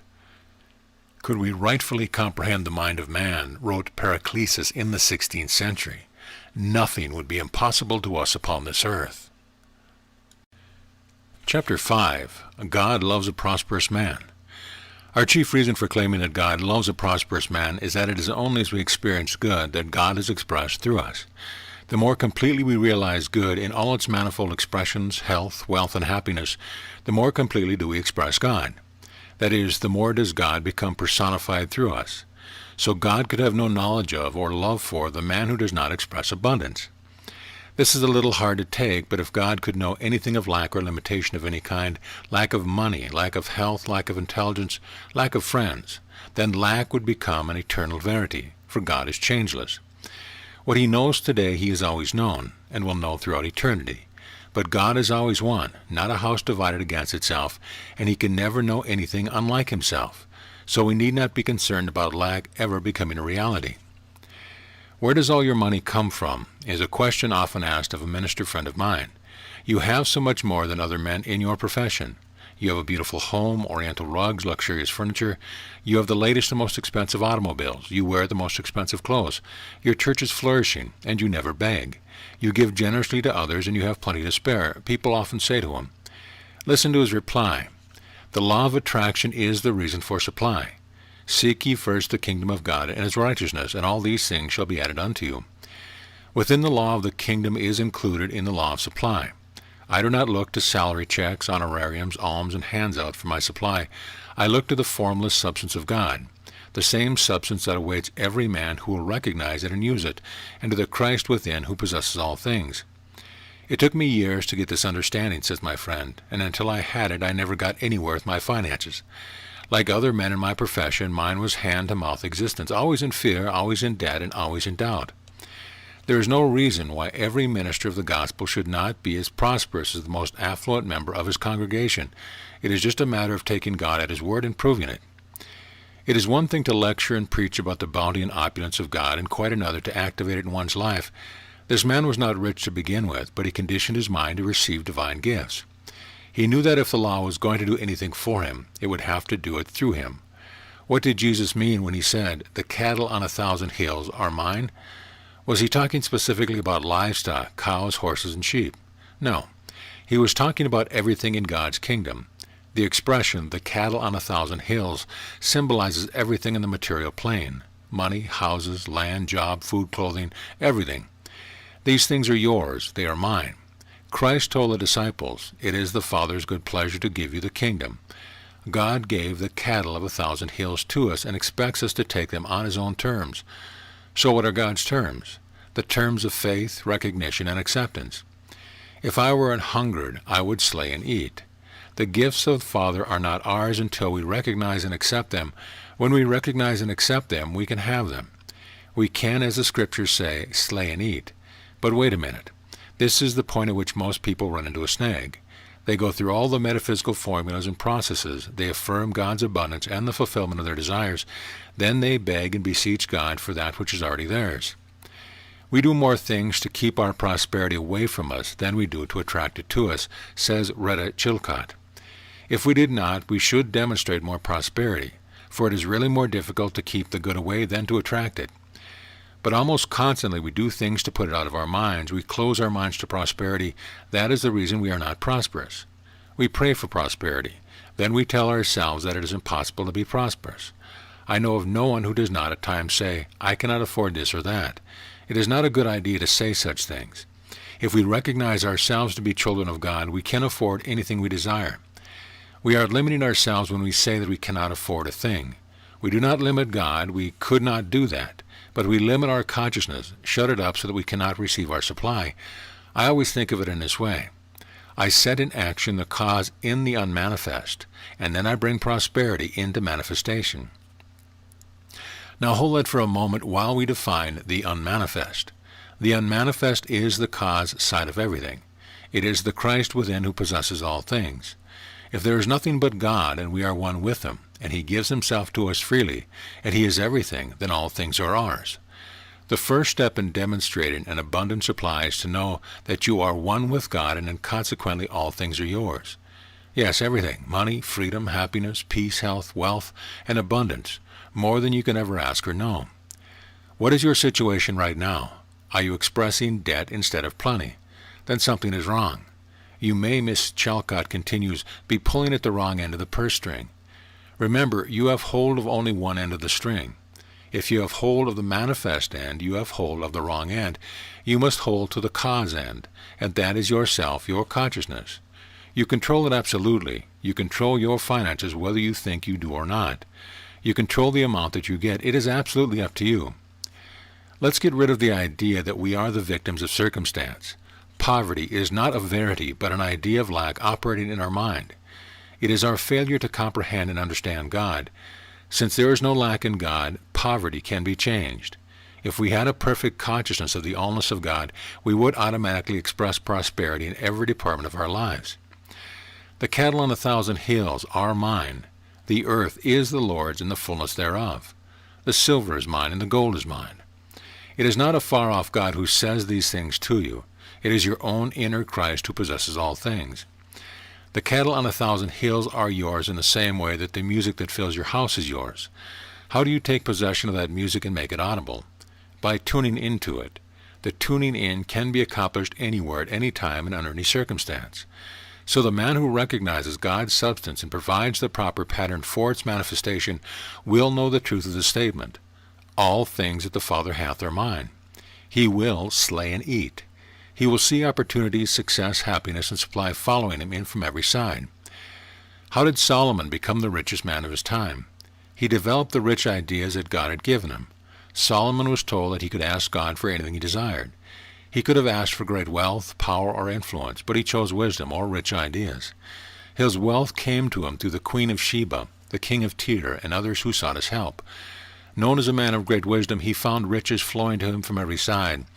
The metaphysician insists that rich ideas are the first requisite in demonstrating prosperity. If we recognize our spiritual inheritance, act with the law, no good thing will be withheld from us. He that hath a bountiful eye shall be blessed. We all want an enduring and irrevocable prosperity. This kind of prosperity comes only through wisdom and understanding.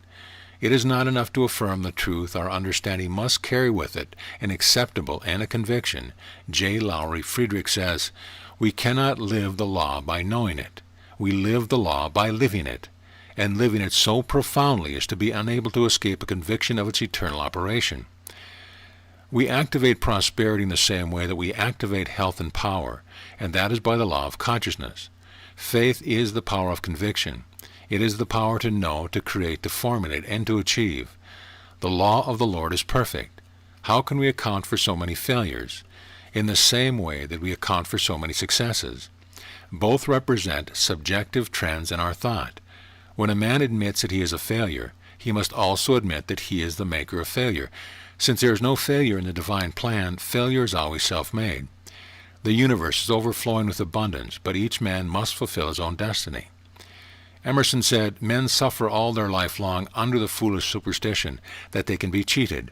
But it is impossible for a man to be cheated by anyone but himself, as for a thing to be and not to be at the same time." When the impediment which is now obstructing the flow of your prosperity is removed, there will be an onrush of blessing, which nothing can resist. Someone has said, the belief that others are cheating you constitutes a psychic block that inhibits any action of the law of prosperity. Right now, you are in the middle of a great reservoir of spiritual substance from which all things are made. It is subject to and responsive to your word. In him we live and move and have our being. All things were made by him, and without him was not anything made that was made.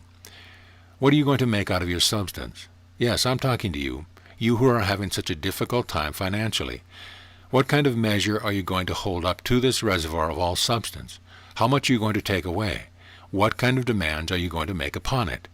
How big is your mental equivalent? How comprehensive is your consciousness? The reason God loves a prosperous man is because he manifests good in all its manifold expressions. How can you activate this substance and express abundance? How can you bring it into your experience? There is but one way. "Behold, I stand at the door and knock. If any man open the door, I will come into him and will sup with him." Do you hear? Did you notice that if? It has to do with opening the door. It has to do with your conscious, voluntary action. If any man opens a door. So will you open it? Do you know how to set the law in motion? You can open the door through your awareness that God cannot know lack or poverty of any kind. The force that activates substance is the consciousness of the allness of good. If you try to claim the cattle on 1,000 hills from the manifest side of life without title, you are likely to get in trouble with the police. To gain legal possession of them, you must appropriate them from the unmanifest side of life through the realization that we are surrounded by a substance that receives the impress of your word and acts upon it creatively. The people most troubled by finances are the people who worship the dollar rather than the power behind it. They are idolaters, so to speak, because they worship the coin or the manifest symbol, instead of the source from which it springs. Our government adopted the inscription "In God We Trust" for our money to remind us that God is the cause and supporting principle of all form. Think what it would do to our supply if every time we received or paid our money we made the affirmation "In God We Trust." What a change in our affairs it would make. Now hold these 4 words for a few moments. Say them over to yourself. "In God we trust." What does the affirmation do for you? It takes all responsibility for demonstration from your shoulders. It puts God first in your finances. It connects you with your source. Did you ever go to a mint and see how easily money is made? It is made just as automobiles, refrigerators, radios, clothing, and vacuum cleaners are made. Money is a symbol, an outward and visible sign of an inward and spiritual substance. That is why we seek the cause. The kingdom of God cometh not with observation, neither shall they say, Lo here or lo there, for behold, the kingdom of God is within you. Do not look for that which is already yours. Release what you already possess into manifestation. The cause is within yourself. In God we trust. And the Word was made flesh and dwelt among us. If you are working in the unmanifest, you can be prepared for many surprises. With God, all things are possible. He will use any and all channels to bring your good to you. Nothing can hinder or impede its action. The dictionary defines trust as a reliance or practical resting of the mind on the integrity, veracity, justice, or any sound principle of another person, or upon his friendship, or upon his promise, as involving these faith. St. Paul has defined faith as the substance of things hoped for, the evidence of things not seen. Do you understand that definition? It means that you must step out of the promises of God and dare to make your claim. Dare to claim his wealth and prosperity. Dare to penetrate appearances and acknowledge him as your needed supply. Dare to trust him and lean on him through thick or thin. You are told to keep your thought above and simple at all times, because every good and every perfect gift is from above, the unmanifest, and cometh down from the Father of light, with whom is no variableness, neither shadow of turning. Instead of thinking of currency, stocks, mortgages, and bonds, let us think, in God we trust. Instead of thinking I can't afford it or I am broke, let us think, in God we trust. Faith is both substance and evidence, both cause and effect. Meditation. The cattle on 1,000 hills are mine. The world is mine, the universe is mine, and I am the child of God, free from all bondage. I am free. I am rich. I am powerful. I am one with all good, and everything is mine to use. I claim my highest good now, and nothing can keep it from me. Chapter 6. Tuning Out. Does a country fly 2 flags at the same time? Does a man wear 2 suits of clothes at the same time? Can he think 2 thoughts at the same time? Can he do 2 things at the same time? Can he look in 2 directions at the same time? Can he see 2 sides of a coin in the same time? Can he follow 2 ideas and get 1 result? Jesus said, No man can serve 2 masters, for either he will hate the other and love the one, or else he will hold to the one and despise the other. You cannot serve God and mammon. Why do we persist in double-sidedness that has produced so many paupers, failures, derelicts, misfits, parasites, incompetent drifters, and beggars? Because we will not take the time to tune the mammon out of our lives. That is why St. Paul called us to self-examination. Examine yourselves, whether you be in the faith. Prove your own selves. Know ye not your own selves, how that Jesus Christ is in you, except ye be reprobates. Socrates said thousands of years ago, the unexamined life is not fit for human living. That is pretty strong language, but it is exactly what I am asking you to do in this lesson, to examine yourself. If you cannot be 2 selves at the same time, you must first decide which one you are going to be, and then align the forces of your being with that side. You must cancel that which is death-dealing and magnify that which is life-giving.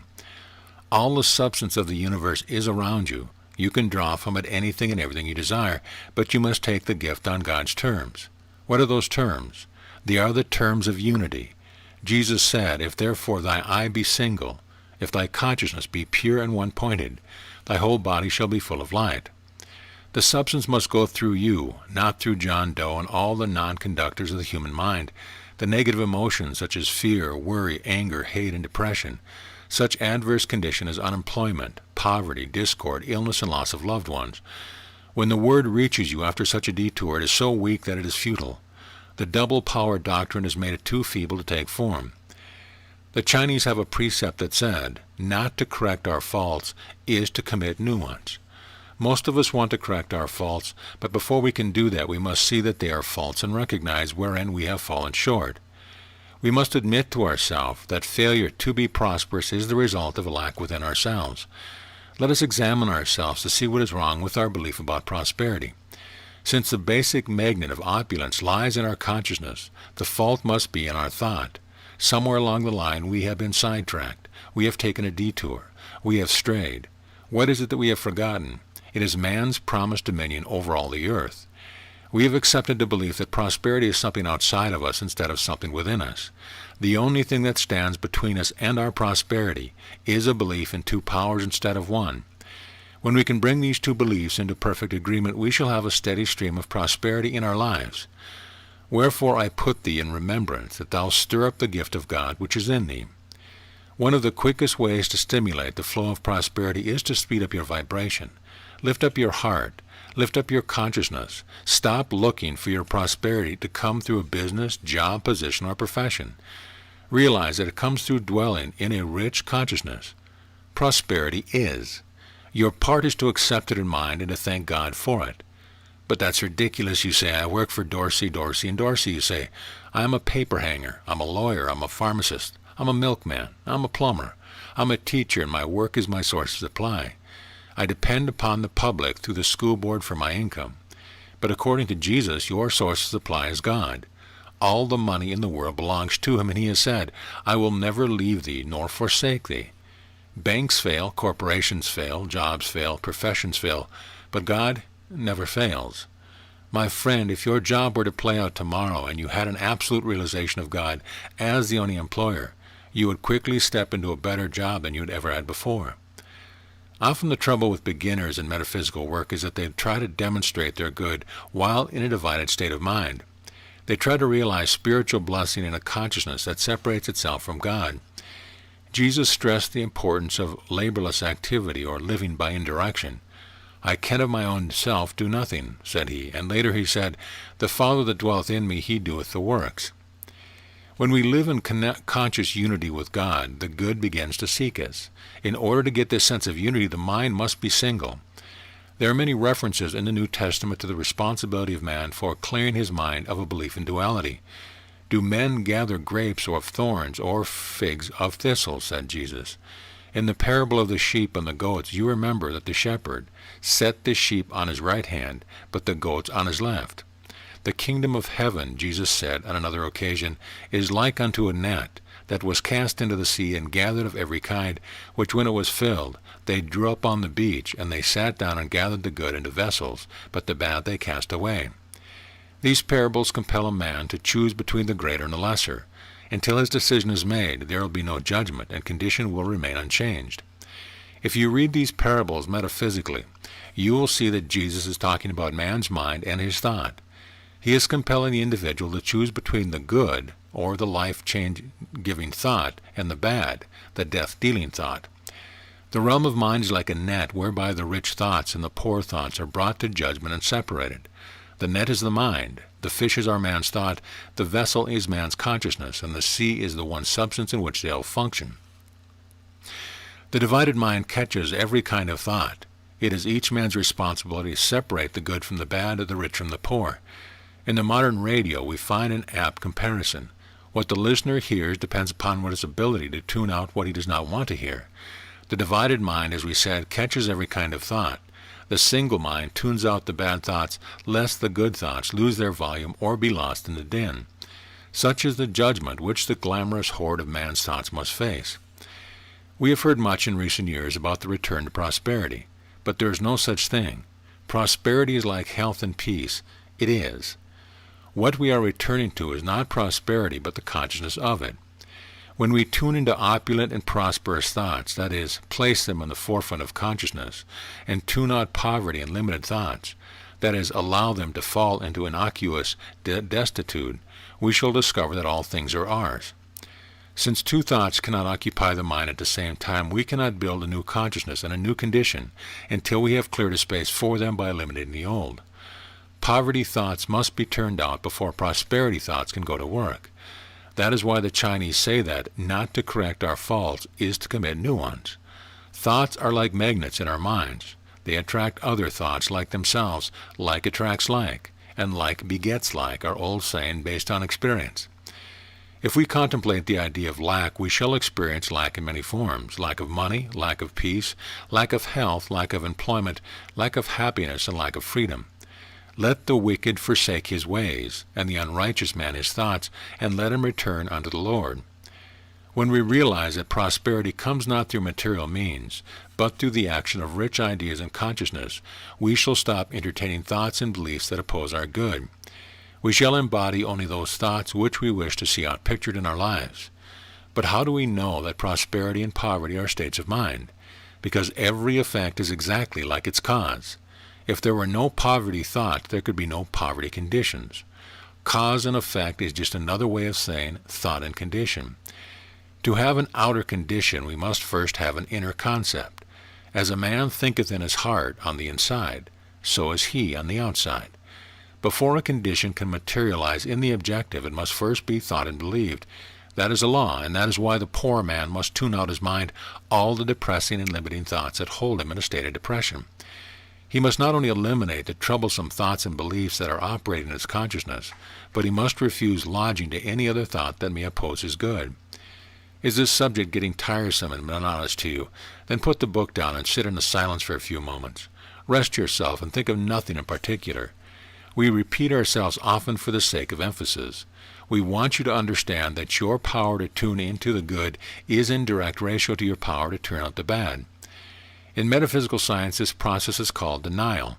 When you stop the thoughts of want from getting into the mind, this saying is fulfilled. Thou openest thy hand and fillest all things, living with plenteousness.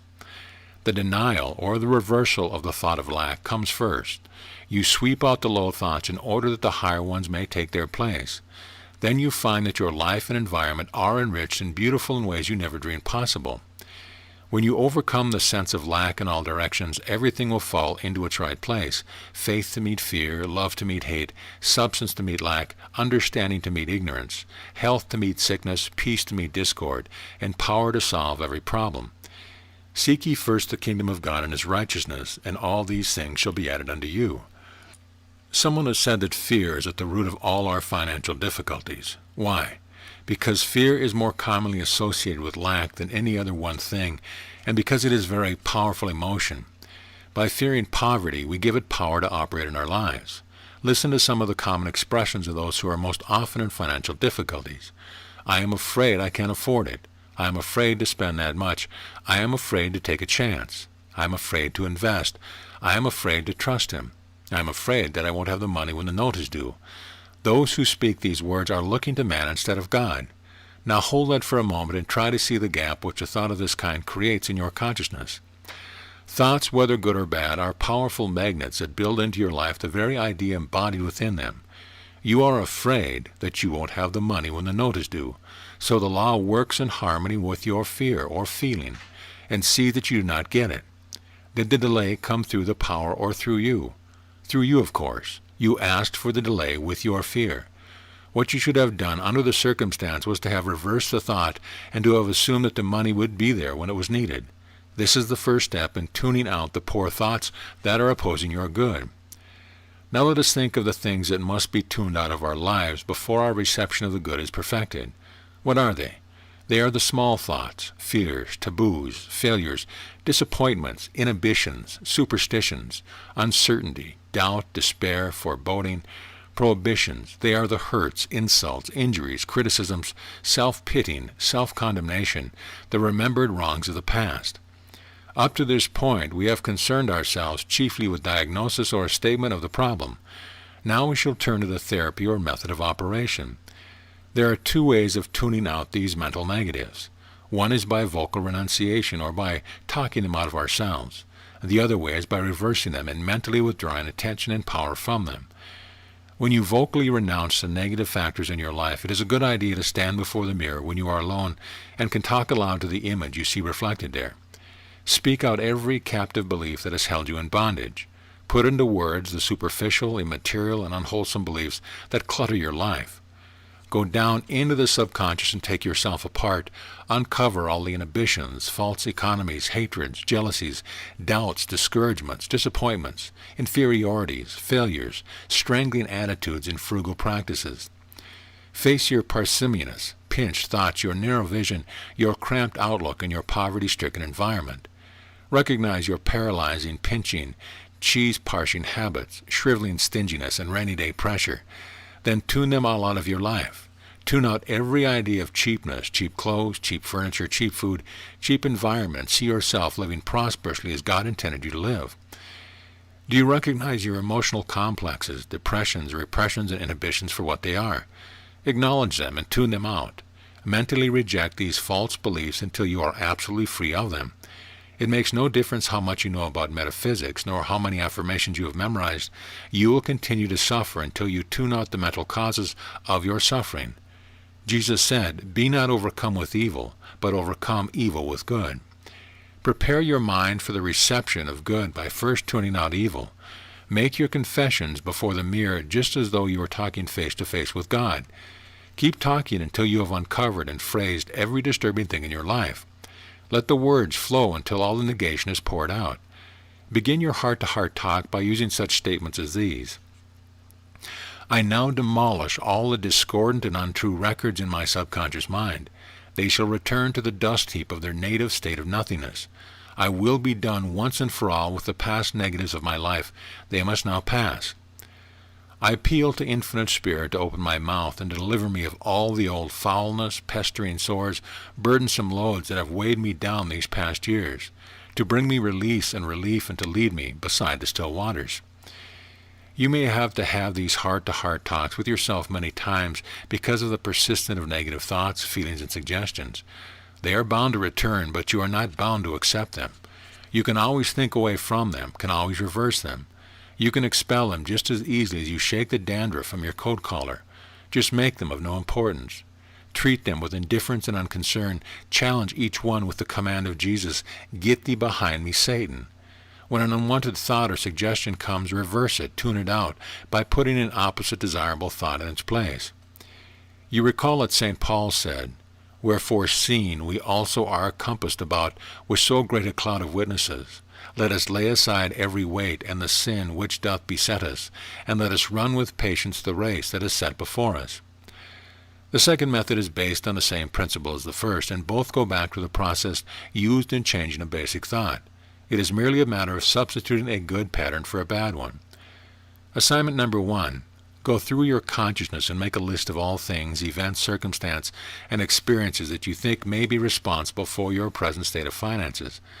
List all the things that have been troubling you, the position you lost, the deal that failed, the mistakes you have made, the small concepts you have been holding, the mental burdens you have been carrying, and the malignant thoughts that have been festering in your mind. Bring them up from the cellar and expose them to the light. It may take you a week or 10 days to drag all this rubbish out, but keep on until you get it all. Keep on until there is no hidden thought or belief that can in any way oppose or neutralize your good. Put each one down on your list and resolve that you will never contemplate it again. If you have been in the habit of discussing financial difficulties, hard times, economic disasters, or depression with your family or friends, put that practice down. Resolve that you will never do it again. Resolve that you will never think or discuss limitations in any form. If others persist in discussing these things, resolve that you will not listen to them.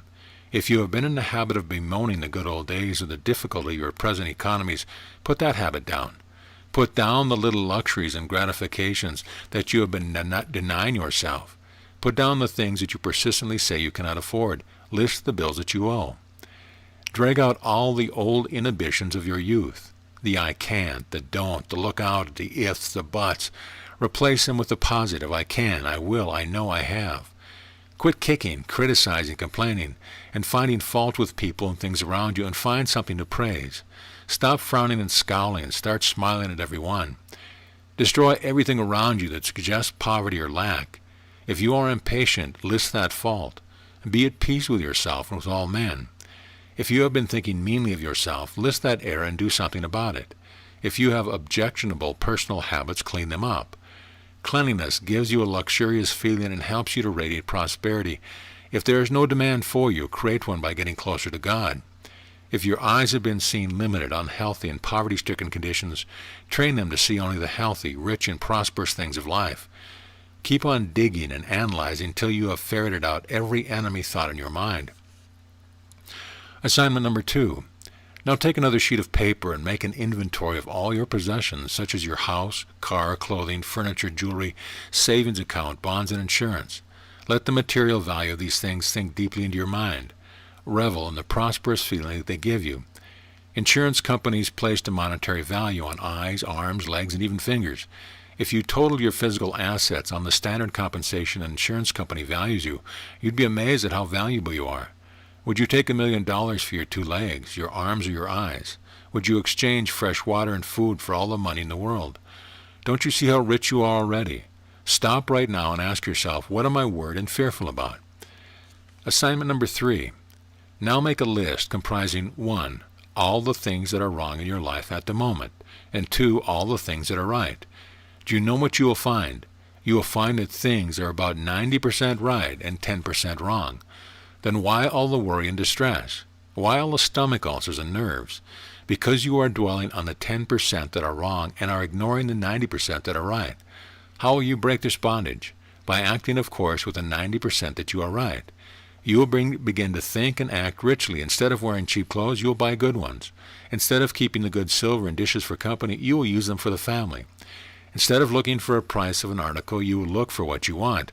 Instead of looking for quantity, you will look for quality. If you can have only one dress or suit at a time, you will buy the best. You will think and speak constructively and positively instead of destructively and negatively. You will talk about what you have instead of what you do not have. You will dwell upon the good and substantial things happening in the world and ignore the bad and demoralizing things. Assignment 4. Now that you have made your list, you are ready to tune the poor thoughts and beliefs out of your consciousness. A poor thought is what we have referred to as a soft spot or gap in consciousness. As long as this gap remains, the condition which it represents will continue to manifest in the outer world. Our first step, therefore, is to close this gap from the inside. If the only existence poverty has in the thoughts of man, to withdraw the belief in poverty is to destroy the poverty, Solomon said practically the same thing in these words: "Keep thy heart or consciousness with all diligence, for out of the heart are the issues, circumstances, conditions, and experience of life." This is a wonderful thought, for it means that there is no poverty, want, or depression in your life that is not maintained by your own thinking. In other words, there is no failure in your purse, bank account, business, or affairs. The whole basis for every loss, failure, or bankruptcy is in your consciousness. It is clear, therefore, that by taking possession of your consciousness, you can tune out all that is ugly, frustrated, and poor, and can tune in all that is beautiful, satisfying, and rich. The proper way to handle a fear thought, which is a common cause of poverty, is to cut it off before it has had a chance to complete itself in your mind. In other words, get the thought before it gets you. I am afraid. Cut it off there and use a positive, firm denial such as this: "It is a lie. The Lord is my shepherd, I shall not want. Everything I need is now in instant manifestation. The earth is the Lord's and the fullness thereof. The silver is mine, and the gold is mine, saith the Lord of hosts. Every beast of the forest is mine, and the cattle upon 1,000 hills. All that I have is thine. Now does the Spirit of all good that lives within supply me with every need." If you are one of the persons who finds that physical action reinforces their mental effort, write the offending thought down on a piece of paper and drop it quickly into a little box that you have provided for that purpose.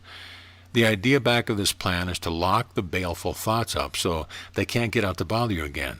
Put them under lock and key. This dramatization helps to convince the mind that you are through with them. If you date them, you will be able to see how long it takes to eliminate the offending thought. In the beginning, you may have to make a record 50 or 100 times a day, but the process will have the same effect upon the troublesome thoughts as repeated rejection would have upon an unwelcome visitor at your door. If you keep turning him away with a firm denial, he will finally give up and stop bothering you.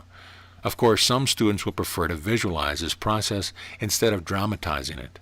No matter which method you use, if there is no response in your thoughts to the thoughts that oppose your good, they will eventually drop away.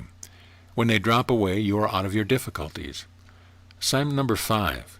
Now that you have isolated your poor thoughts or have them safely locked in your little box, you are ready for your next assignment. For the next week, beginning today, I want you to do the following things. 1. Keep all your troubles and problems locked up tight. Keep yourself in a relaxed state of mind for that period and refuse to think about it. 2. Avoid speaking one word of negation, criticism, trouble, lack, meanness, depression, doubt, fear, or discouragement to anyone. 3. Think prosperity, believe prosperity, talk prosperity, act prosperity, feel prosperity. Be prosperous, look prosperous, and live prosperously. In fact, do everything prosperous, just as though you were the richest person in the world. I know this may seem ridiculous when perhaps you haven't enough money to pay the gas bill, but you must take a radical stand if you are going to succeed.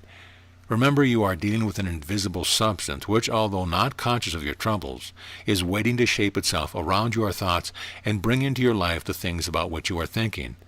That is why it is so important to keep your mind off your troubles and on God. The vital thing, as you can see, is never under any circumstance to permit yourself to contemplate a thought of want. If poverty and prosperity are states of mind, you make your own depression. You make it by your own small, imperfect thoughts about God and yourself. When you have tuned out the poverty thoughts, you will find that the poverty conditions have automatically disappeared.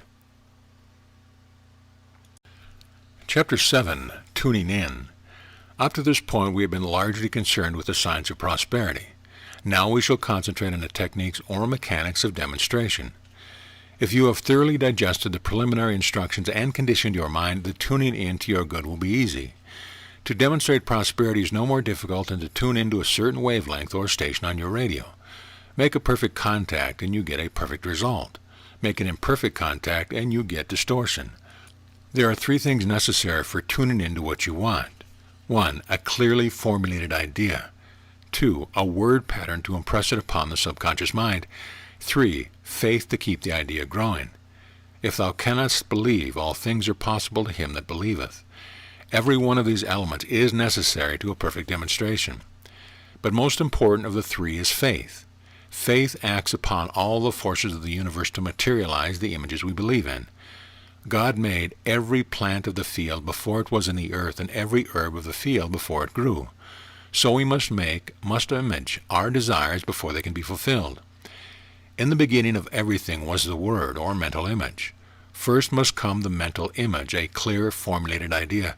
Second, the affirmation telling the subconscious mind that the thing imagined is already yours.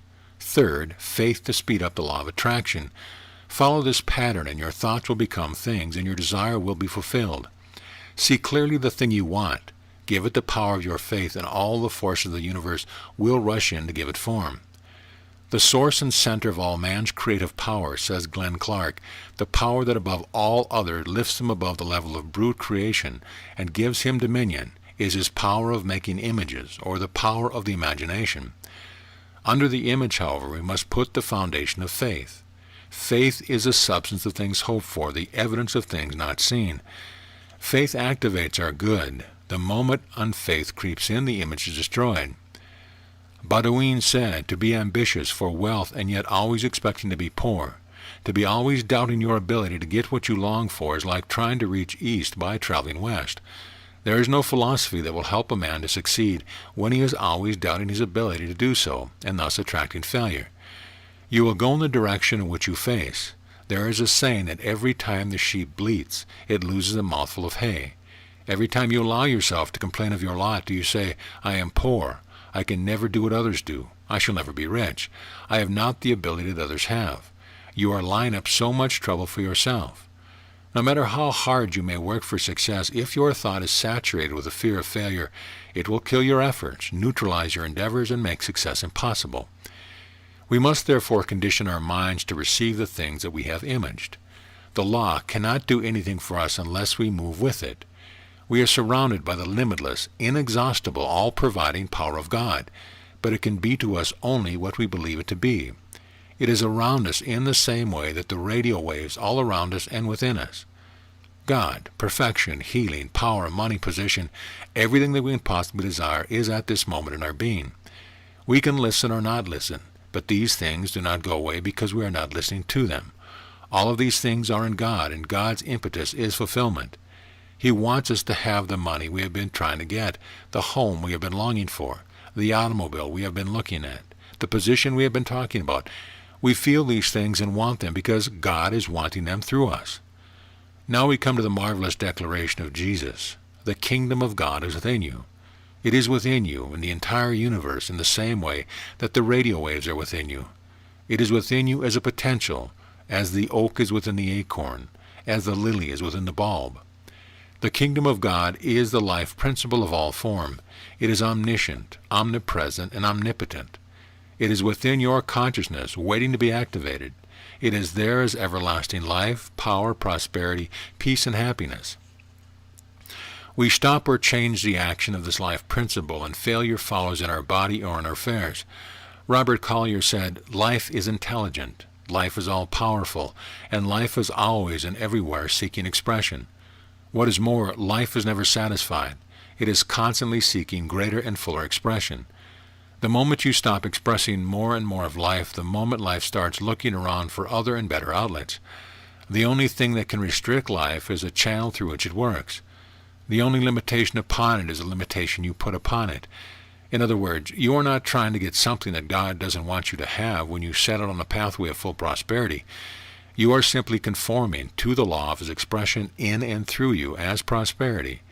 You are opening the way for God to reach out through you into all your life and into the lives of those about you, and show forth His divine abundance of every good and every perfect gift. Here you are trying to find a way out of your cramped conditions, and all the while there is this unlimited, immeasurable, unfathomable, exhaustless flow of promise trying to get into your life. What are you going to do with your knowledge? Are you going to bypass it as a beautiful theory, or are you going to condition your mind to receive the gift? Perhaps you are critical, doubtful, fearful, intolerant, greedy, selfish, or unkind, and have shut off your supply. You may have stopped your good, so it is now stagnating within you. Do you dislike or hate someone? The all-providing power cannot flow you while you hate, and the mighty gift that awaits you cannot materialize. Jesus said, "No man can serve two masters. Ye cannot serve God and mammon." You must have a conscience of one kind. You must be one-pointed. You must see with a single eye. You must think with the mind of Christ. Now ask yourself these questions. Can a bottle contain undiluted water and undiluted ink at the same time? Can you be in the light and in darkness at the same time? Can you be conscious and unconscious at the same time? Can you think two thoughts at the same time? Do men gather grapes of thorns or figs of thistles? Is that what you have been trying to do with your life, with your thinking? Have you been trying to follow two ideas and get one result? If you have, you must get a clear realization of the principle involved and get a new relationship to it. Negative conditions are simply positive conditions in reverse. Poverty is simply prosperity turned upside down. Some summary of principles of demonstrating prosperity. 1. The purpose of this book is to plant the idea of prosperity so deeply in your subconscious mind that it will produce definite and concrete results in your life. This result can be accomplished by the direct and immediate use of your conscious mind. 2. The starting point is the practice of the presence of God. You will do everything, thinking, speaking, acting, praying, working, as though you were actually in God's presence, as though He were doing these things through you. 3. Practice the presence of God merely consists of keeping God in the forefront of consciousness as much of the time as you can, and of associating Him with every activity in your life. Practicing the presence is the key to spiritual demonstration. 4. When you have a problem, bring it into the presence and ask God to solve it for you. Do not struggle with the problem or turn it over in your mind, but place it lovingly, gently, and quietly in His hands. Simply maintain your awareness of the presence, and behold your problem in detachment and peace as you would view a beautiful sunset or scene. This is the law of laborless activity, or reversed effort. You have nothing more to do. You have brought the all-pervading power of God to bear upon your needs. Your problem will be solved from within. That which is hidden will be revealed. That which is lacking will be supplied. Laborless activity is demonstration reduced to the simplicity of power. 5. The next step is to free yourself from human thinking and material attachments. If all lack, limitation, and impoverishment stem from the human mind, the mind of the flesh, to leave that mind, to allow it to fall in disuse, is to leave the limitation, struggle, and stress. Be sure that you do not use personal effort or force in any way. Let everything be done for you by letting everything be done through you. 6. If you turn within for the fulfillment of your needs, you will succeed. 7. The only effort required in metaphysical practice is to reach a certain state of consciousness or attitude of mind. 8. With all thy getting, get understanding. Understanding is sufficient for every need. If you have it, you need nothing else. It will accomplish everything that needs to be done. 9. To bring any desire into the presence is to fulfill it. To bring any illness into the presence is to heal it. To bring any problem into the presence is to solve it. 10. If you would demonstrate abundance, do not identify yourself with lack, but practice the presence of God by seeing abundance everywhere and in everything. 11. Practice the presence of God until every failure becomes a success. 12. If your desire is not fulfilled, it is because you are unconsciously denying it by fear, doubt, or worry. 13. To demonstrate a full, continuous, and irrevocable supply, you must turn from the carnal mind, the decadent, stagnant, and static, to the Christ mind, active, alive, and creative. 14. The human or carnal mind believes that forms, the tangible things, are outside of consciousness. It believes that circumstance are greater than God, and that matter is more real than spirit. Under that belief, man becomes a servant of matter, circumstance and conditions instead of its master. The carnal-minded man is what the world calls a materialist. Having the principle in reverse, he is not only opposing or acting against God, but he is acting against himself. One metaphysician has referred to this type of thinking as mortal mind thinking, which is of course equivalent to no thinking at all. Let us remember that we cannot draw a sharp line between matter and spirit without separating ourselves from good. Matter is mind in extension, or spirit in form. 15. Consciousness is both the center and the circumference of everything in our lives. It is continually attracting or repelling something. 16. Since this is a mental world, everything in it can be brought into our consciousness. Ernest Holmes says, in our mental treatment for prosperity, we resolve things into ideas, conditions into states of thoughts, and act upon the premise that the thought is the father of the thing. This method is both direct and effective, and when rightfully used becomes a law under the thing thought of. 17. Everything in your life, the good and the not good, depends upon your consciousness. Change your consciousness and you change your world. 18. Christ consciousness, which includes all things, is realized through right thinking. Undesirable trends of thought can be changed by thought control. When the mind has been divested of negative habits, its tendency is to heal automatically. The right point of view will meet any need. 19. Your responsibility is to know the truth and to think in God's presence. The power of your word is in your consciousness. 20.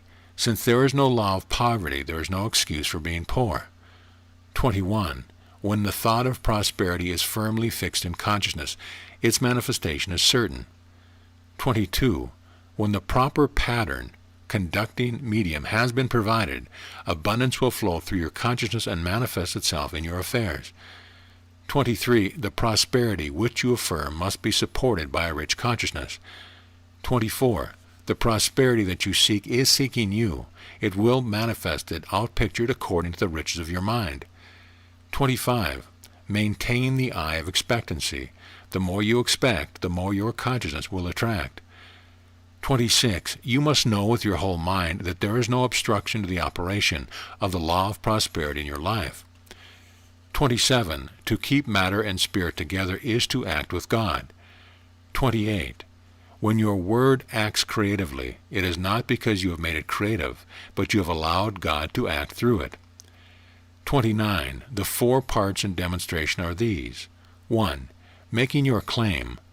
2. Accepting what you have claimed. 3. Realizing the peace that comes from the consciousness of fulfillment. 4.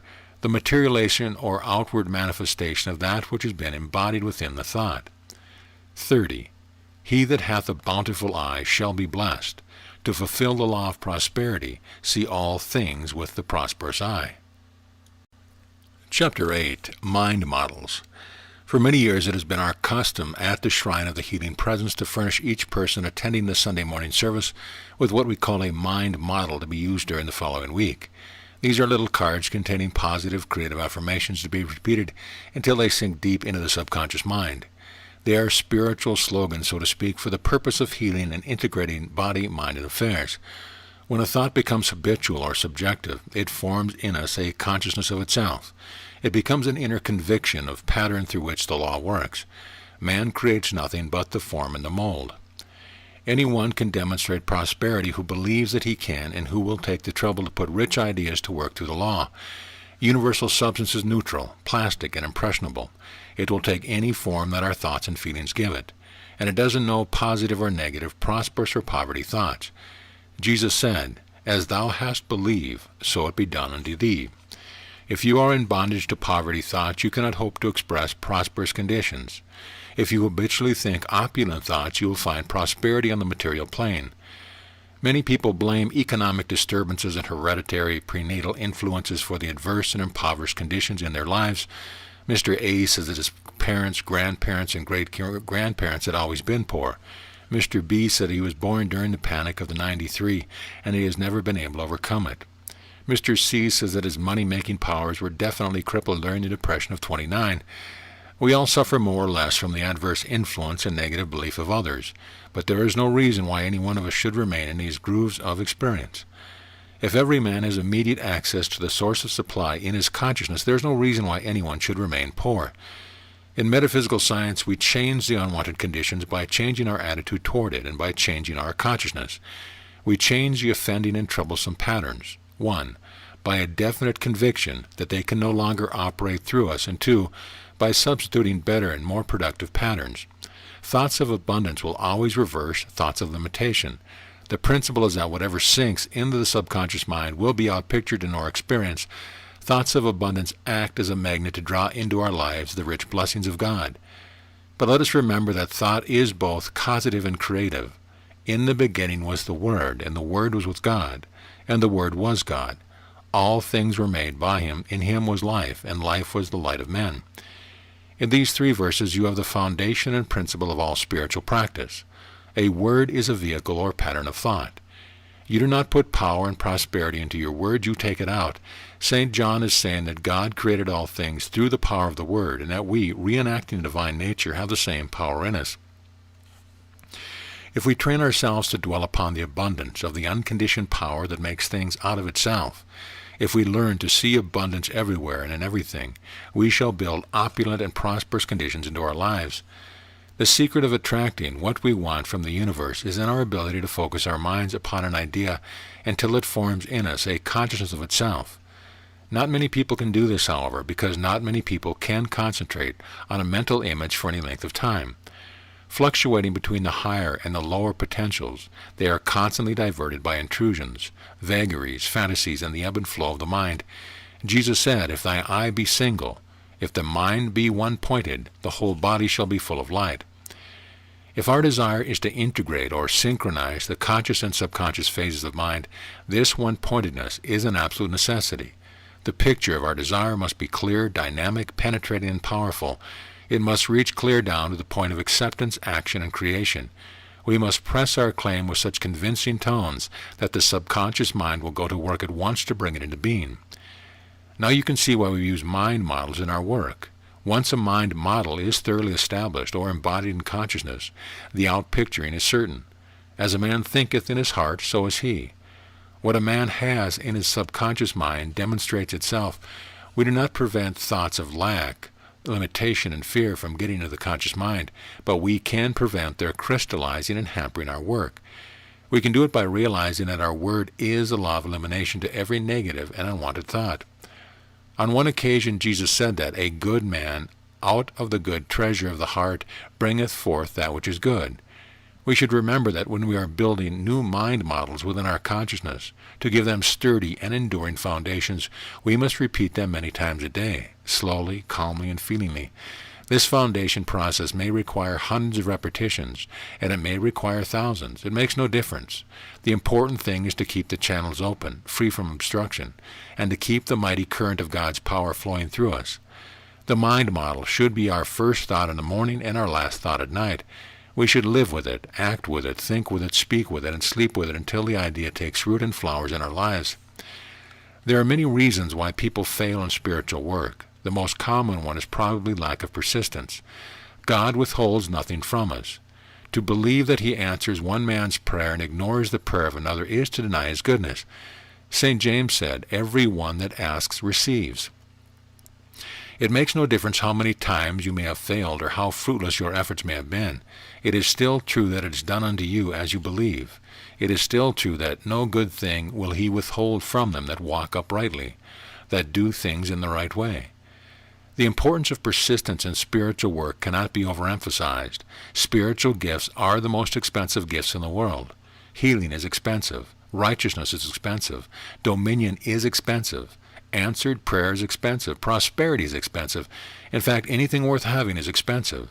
It is expensive in the tremendous amount of mental and spiritual coin that one must pay for it.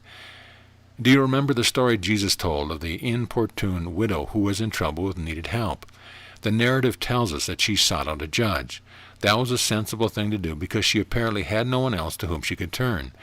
Widows of her day, however, received little or no consideration. They were the mercy of every charlatan and crook, and their fate was often very pitiable.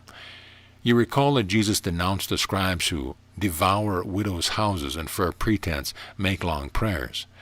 Jesus painted this picture just as black as he could. The judge was not only a double dealer but a blasphemer as well. He cared nothing for public opinion. He feared neither God nor man. What could a lone woman do against such a man? She had no money with which to bribe him and no friends with whom to influence him. There were just one thing that she could do, and that was to wear him out. Her weapons were persistence, entreaty, and pleading. She would not take no for an answer, and her presence was with him like a thorn in his side. She shadowed him day and night. Wherever the judge went, she went. There was no escape for him. Finally, in desperation, he granted her request, admittingly that it was the only way he could get rid of her. Though I fear not God, nor regard man, yet because this widow troubleth me, I will avenge her, lest by her continual coming she weary me. Recall, too, the parable of the friend who responded at midnight to the neighbor's demand for bread, because of his importunity. There are many lessons in the parables. The most important one is the virtue of importunity. Despite God's love, beneficence, and compassion, he will not be moved by weak and half-hearted demands. The power is there, as St. Paul pointed out in the closing of one of the epistles to the Ephesians. Now unto him that is able to do exceedingly abundant above all that we ask or think, according to the power that worketh in us. But the power must be invoked by persistency, by seeking, and by wholehearted demands. Jesus commanded us to ask, to seek, and to knock. Do you give up easily? Then change your ways. Give him no rest until he establishes what you desire. Keep on keeping on. Make your claim and press it. Work until every no becomes a yes. If you fail today, start all over again tomorrow. In due season we shall reap if we faint not. These parables do not teach that God is reluctant to give us what we ask. They do show, however, that he responds only to the affirmative and persistent attitude of mind. It is the story of Jacob wrestling with his angel. I will not let thee go except thou bless me. It is the story of Paul praying over his thorn in the flesh. It is the story of Jesus in the garden. His sweat was as if it were great drops of blood falling down upon the ground. What is Jesus telling us in these parables? He is telling us that it is all-consuming desire that is fulfilled. It is the Spirit-filled prayer that is answered. It is the affirmative consciousness that attracts the most. If an indifferent and godless judge will avenge a woman because of her importunity, will not a loving Father reward those who press their claims? Why then do we get so discouraged over our delays? If our faith is weak, it needs to be strengthened. If our attitude is impoverished, it needs to be enriched. If our consciousness is small, it needs to be enlarged. If our vision is dull, it needs to be sharpened. If our mind is capricious, it needs to be stabilized. If our desire is hazy, it needs to be clarified. If our sights are low, they need to be raised. We must change our position in the law. We must know that this is a mental world. We must stop watching others to see what they are doing and how they are doing it. But of course, if our consciousness were wholly unified with reality, importunity would be unnecessary. We would demonstrate our good automatically by virtue of what we are. I hope I am not hurrying you with your work, but I am enthusiastic about what you can do. If you know what you want and have a clear picture of your desire, you are now ready to build a new pattern and release it into mind. This action is the most difficult part of the process. Ernest Holmes says, the thought and the idea must be abandoned into mind. We have to take hold of the ideas, knowing that we are dealing with reality, and let go of the idea, knowing that reality is dealing with it. It is not easy to hold and let go at the same time, and yet in a certain sense that is what we have to do. We are dealing with something that takes ideas and makes facts out of them. As this is understood, the power is set in motion which will manifest at a level which will be absolutely identical with the mental and spiritual level of the embodiment of the idea. If you were here in person, I could help you build your mind model, but you could build it for yourself. Simply take 5 or 6 small white cards and print or write your desire on them. Then put the cards in the most conspicuous place in your home, office, or automobile. Many of our men keep one in their billfold, one on their desk, one on their pillow, and another on the bathroom mirror when they shave. The purpose of the mind model card is twofold. 1. To keep the picture of your desire before you as many hours out of the day as possible. 2. To keep an active relationship, a reciprocal action between the conscious and subconscious mind at all times. The subconscious is receptive and suggestible. It embodies new ideas only through repetition, feeling, and realization. It responds only to the strongest and most insistent demands. It is imperative, however, that you follow to the letter the instructions to repeat the affirmation many times a day. When the idea contained on the card is finally integrated with the subconscious mind, it goes to work with all its power to give the idea form. And the Word was made flesh and dwelt among us. This process is very similar to the process of projecting moving pictures on a screen. When the film or pattern engages the light, the form comes into expression. That is why repetition, imagination, and realization are so important. The idea must be registered with such depth of feeling that it engages the activity, life, and power of the creative mind. We must contemplate it and dwell upon it until it becomes our primary or basic thought. We must hold it in place until every faculty and power are working toward that end. We must drive the nail to its very head. The first blow, visualization, sets the direction of the nail, but it is only by repeated blows that it is driven to its goal. Victor Hugo said, "Nothing is so powerful in the world as an idea whose time has come." No man has ever become rich unless he has been used by a rich idea. We are all used by ideas. The unfortunate thing is that most of us allow ourselves to be used by wrong ideas. Outside forces are not to blame for ills and woes. Spurious and fallacious thoughts are to blame. We are afraid of rich, abundant, and opulent ideas. We are afraid to give ourselves to a great idea and make it our own. When we have wholeheartedly accepted a desirable idea, have made it our own, have let it become an integral part of us, we are ready for the manifestation to come into being. The importance of our choice of idea is apparent. Joshua called upon the tribes of Israel to choose ye this day whom ye will serve. Choose the kind of ideas that you are going to express. Now that we have an understanding of how the law works, let us take a practical example. Since by your reading of this book you admit your need, we can assume that the definite specific desire which you have put into words and placed on cards is associated with prosperity. Having faced your need, you must convince yourself that your need is already here. Is there plenty of money in the world? Do you know anyone who has plenty? Then get this feeling of it. If anyone else has plenty, you can have plenty too. God is no respecter of persons. The law is impersonal. He maketh his sun to shine upon the evil and on the good, and sendeth rain on the just and on the unjust. What has come to other persons can come to you. You have by this time met and answered two questions. 1. What is my need? 2. Can I share in prosperity? The third question naturally is, how can I get this prosperity? You can get it in the only way that anyone else gets things, through the action of the law of consciousness. Ask yourself if there is anything outside of consciousness except that which you put outside consciousness. I like this illustration given by J. Lowry Frederick, Jr. Why is it that I can walk or lift my hand? Because I know I can. If I didn't know, I couldn't. The proof could be established in 5 minutes. I have 2 strong legs. I can see and I have a sense of balance. I try to walk on a steel girder a few flights above the earth. I cannot walk, but I still have the same 2 legs, still have a sense of balance. Why?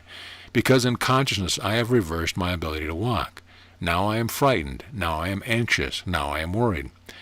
Do you see why we fall over into the realm of the undesirable, into lack and limitation? It is because we believe that we are limited. We alibi in some such fashion as this: my forebears have always had menial jobs. My mother took in washing. My father was a waiter, and my grandfather was a janitor. My brother's a barber, and I'm a clerk in a store. No one in my family has ever been able to keep money after he gets it. Isn't it amazing what we do to ourselves? We shut ourselves off as an isolated sentence from the book of life. We tell ourselves that we can't have this or that, and of course we don't get it. Your last question must always be this: is this desire of mine spiritually legal? Is it God's will that I should have plenty? Let the Scripture answer. What things soever you desire, when ye pray, believe that you have received them, and ye shall have them. My God shall supply all your need according to his riches in glory by Christ Jesus. God is able to make all grace abound toward you, that ye always have all sufficiency in all things, may abound to every good work. They shall prosper that love thee. Peace be within thy walls, and prosperity within thy palaces. Let the Lord be magnified, which hath pleasure in the prosperity of his servants. The blessing of the Lord maketh rich, and he addeth no sorrow with it. And all things whatsoever ye shall ask in prayer, believing, you shall receive. Now, for a few minutes, turn back to the mind model given to you on the first page. I am prosperity. Contemplate this thing we call prosperity. How can you register this idea in the subconscious mind so that it will become the inevitable expression of your every waking moment? How will you visualize prosperity? Visualize prosperity just as you do anything else. Prosperity is a state of being. To experience it, you must appropriate it. Now I am going to put the proposition squarely up to you. How would you feel and act if right now you had everything you wanted? See yourself acting in that way. Capture the feeling of completeness and satisfaction that you would have. Luxuriate in that thought. Prosperity starts in the mind as an idea and then comes out into form. First the mental principle, then the pattern, impressing the thought upon the subconscious mind, which acts creatively and intelligently upon it. And then the expression. These are the steps in the process. You give the order, you provide the matrix or form, God fills it. Does it sound unfamiliar? Then listen to St. Paul. I have planted, Apollo watered, and God gave the increase. Now take your idea into the silence. Repeat it meditatively and thoughtfully many times. Relax from head to foot, get the emotional impact of the idea. Keep yourself consciously in God's presence and state your desire. Bring God, yourself, and your desire together in consciousness. You have not only set the law in motion, but you have developed a new point of view. God's gifts are already in instant manifestation. There is no desire that you can possibly have that is not already fulfilled. For every demand there is supply. For every desire there is fulfillment. Just as you adjust your radio to a certain program in the air, you adjust your mind to the fulfillment of certain desires in your life. You do not bring the program into your home, but you tune into the programs that are already there. So you consciously and deliberately tune in to the law of plenty. The next step is to identify yourself with the object of your desire. If it is true of God, it is true of you. Know this. Make sure that you are not admitting any thought, past or present, that will in any way restrict or limit the expression of your good.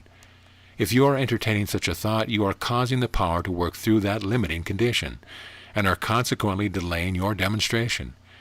Jesus said in effect, seek spiritual riches first, and material riches will be added unto you.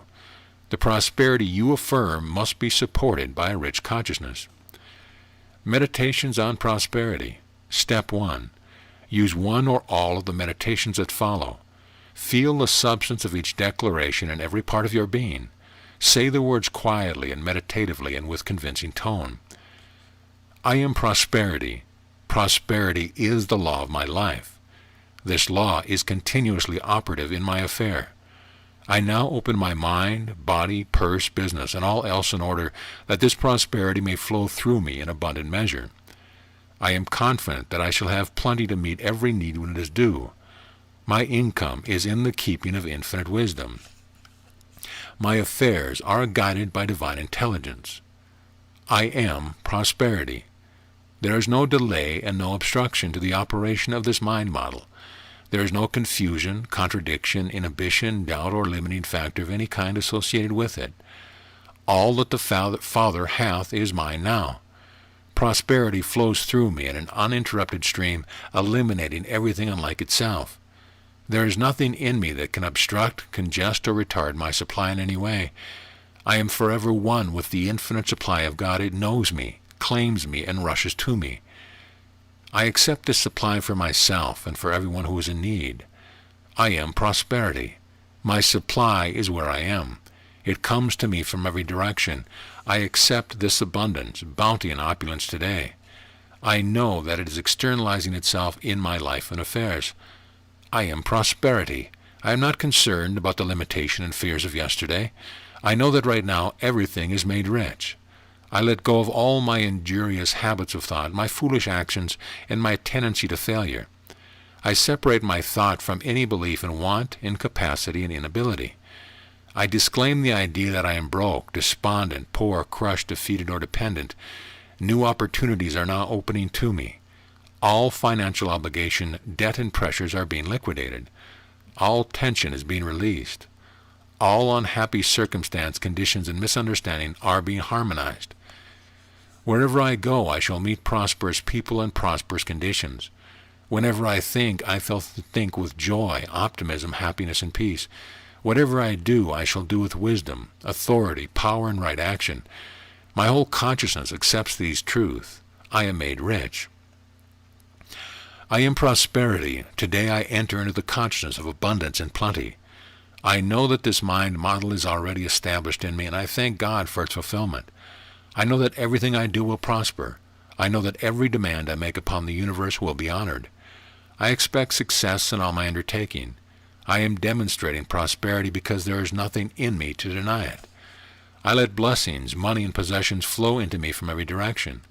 I see abundance everywhere I look. I am opening my mind to a larger influx. I believe that the law of prosperity operating through me will bless and enrich everyone I meet. Step 2. Now think of the object of your specific individual mind model and say, I know that the Spirit of God working in and through me is now operating upon my desire. My word shall not return unto me void, but it shall prosper in the thing whereto I sent it. I know what I now have, the prosperity which I affirm. I know that everything in my experience is working together to bring this about. Feel these patterns deeply. Feel them with power.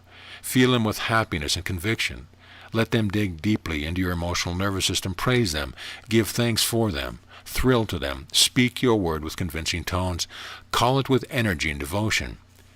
Step 3. Remembering Emerson's statement that a prayer for less than all good is vicious. Make these declarations for everyone who is in need. O thou divine fountain of life in its fullness, thou who hast put thy Holy Spirit in me to guide me in the way of prosperity and peace, I pray to thee on behalf of those throughout the world who suffer because of lack, want, poverty, hunger, and sickness. Awaken to a knowledge that thou art now with them, a mighty power by whose hand their every need may be supplied.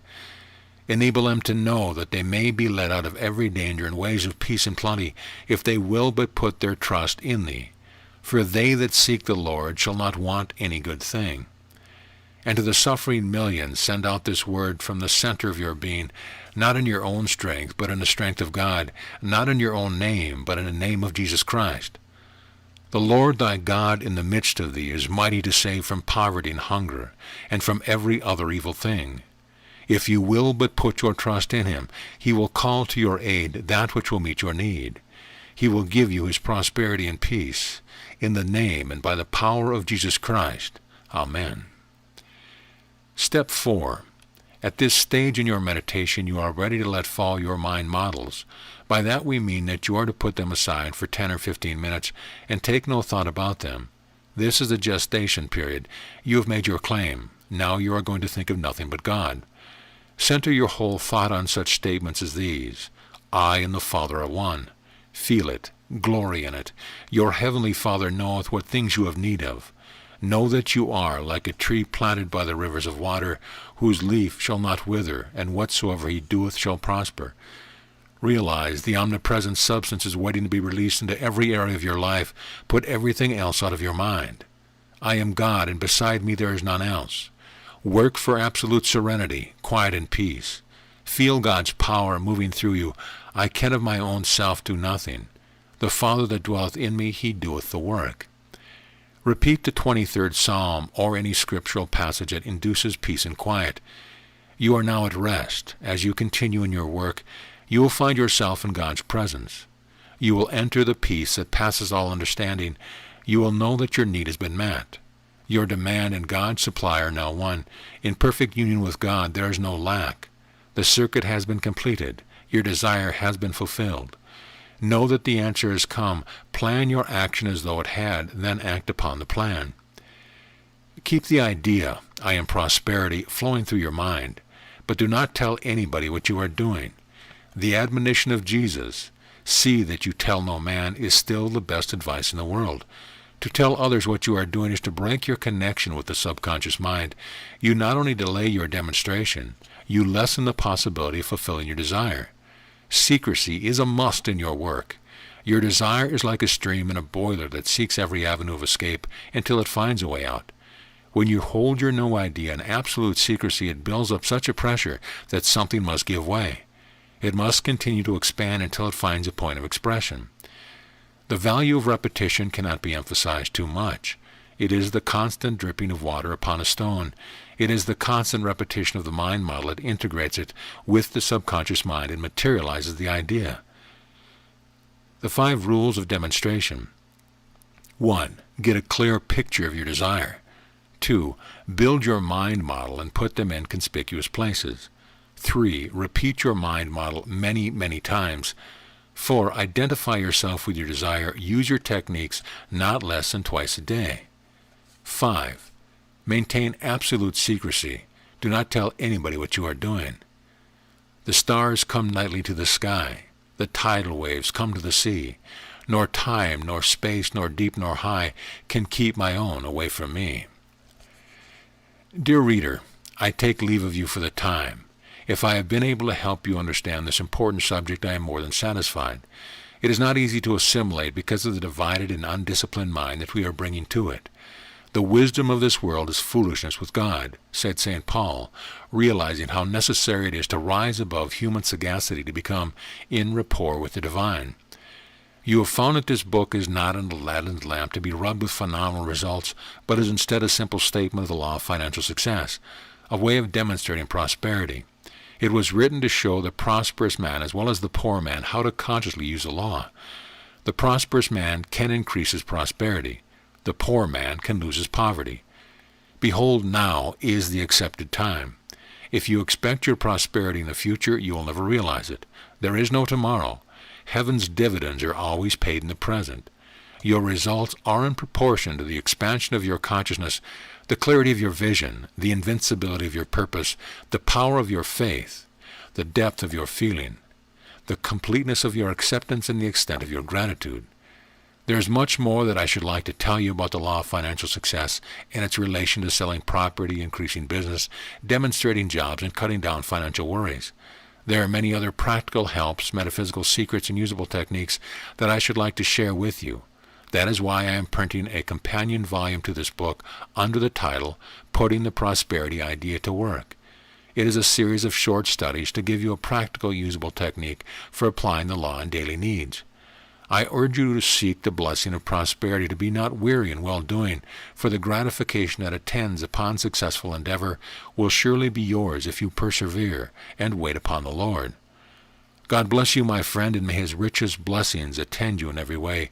You are depending upon principles for all that you will ever need, and principle never fails. Robert A. Russell. End of chapter, end of book. This audio presentation of You Too Can Be Prosperous by Dr. Robert A. Russell has been brought to you by AudioEnlightenment.com. Copyright 2014, all rights reserved.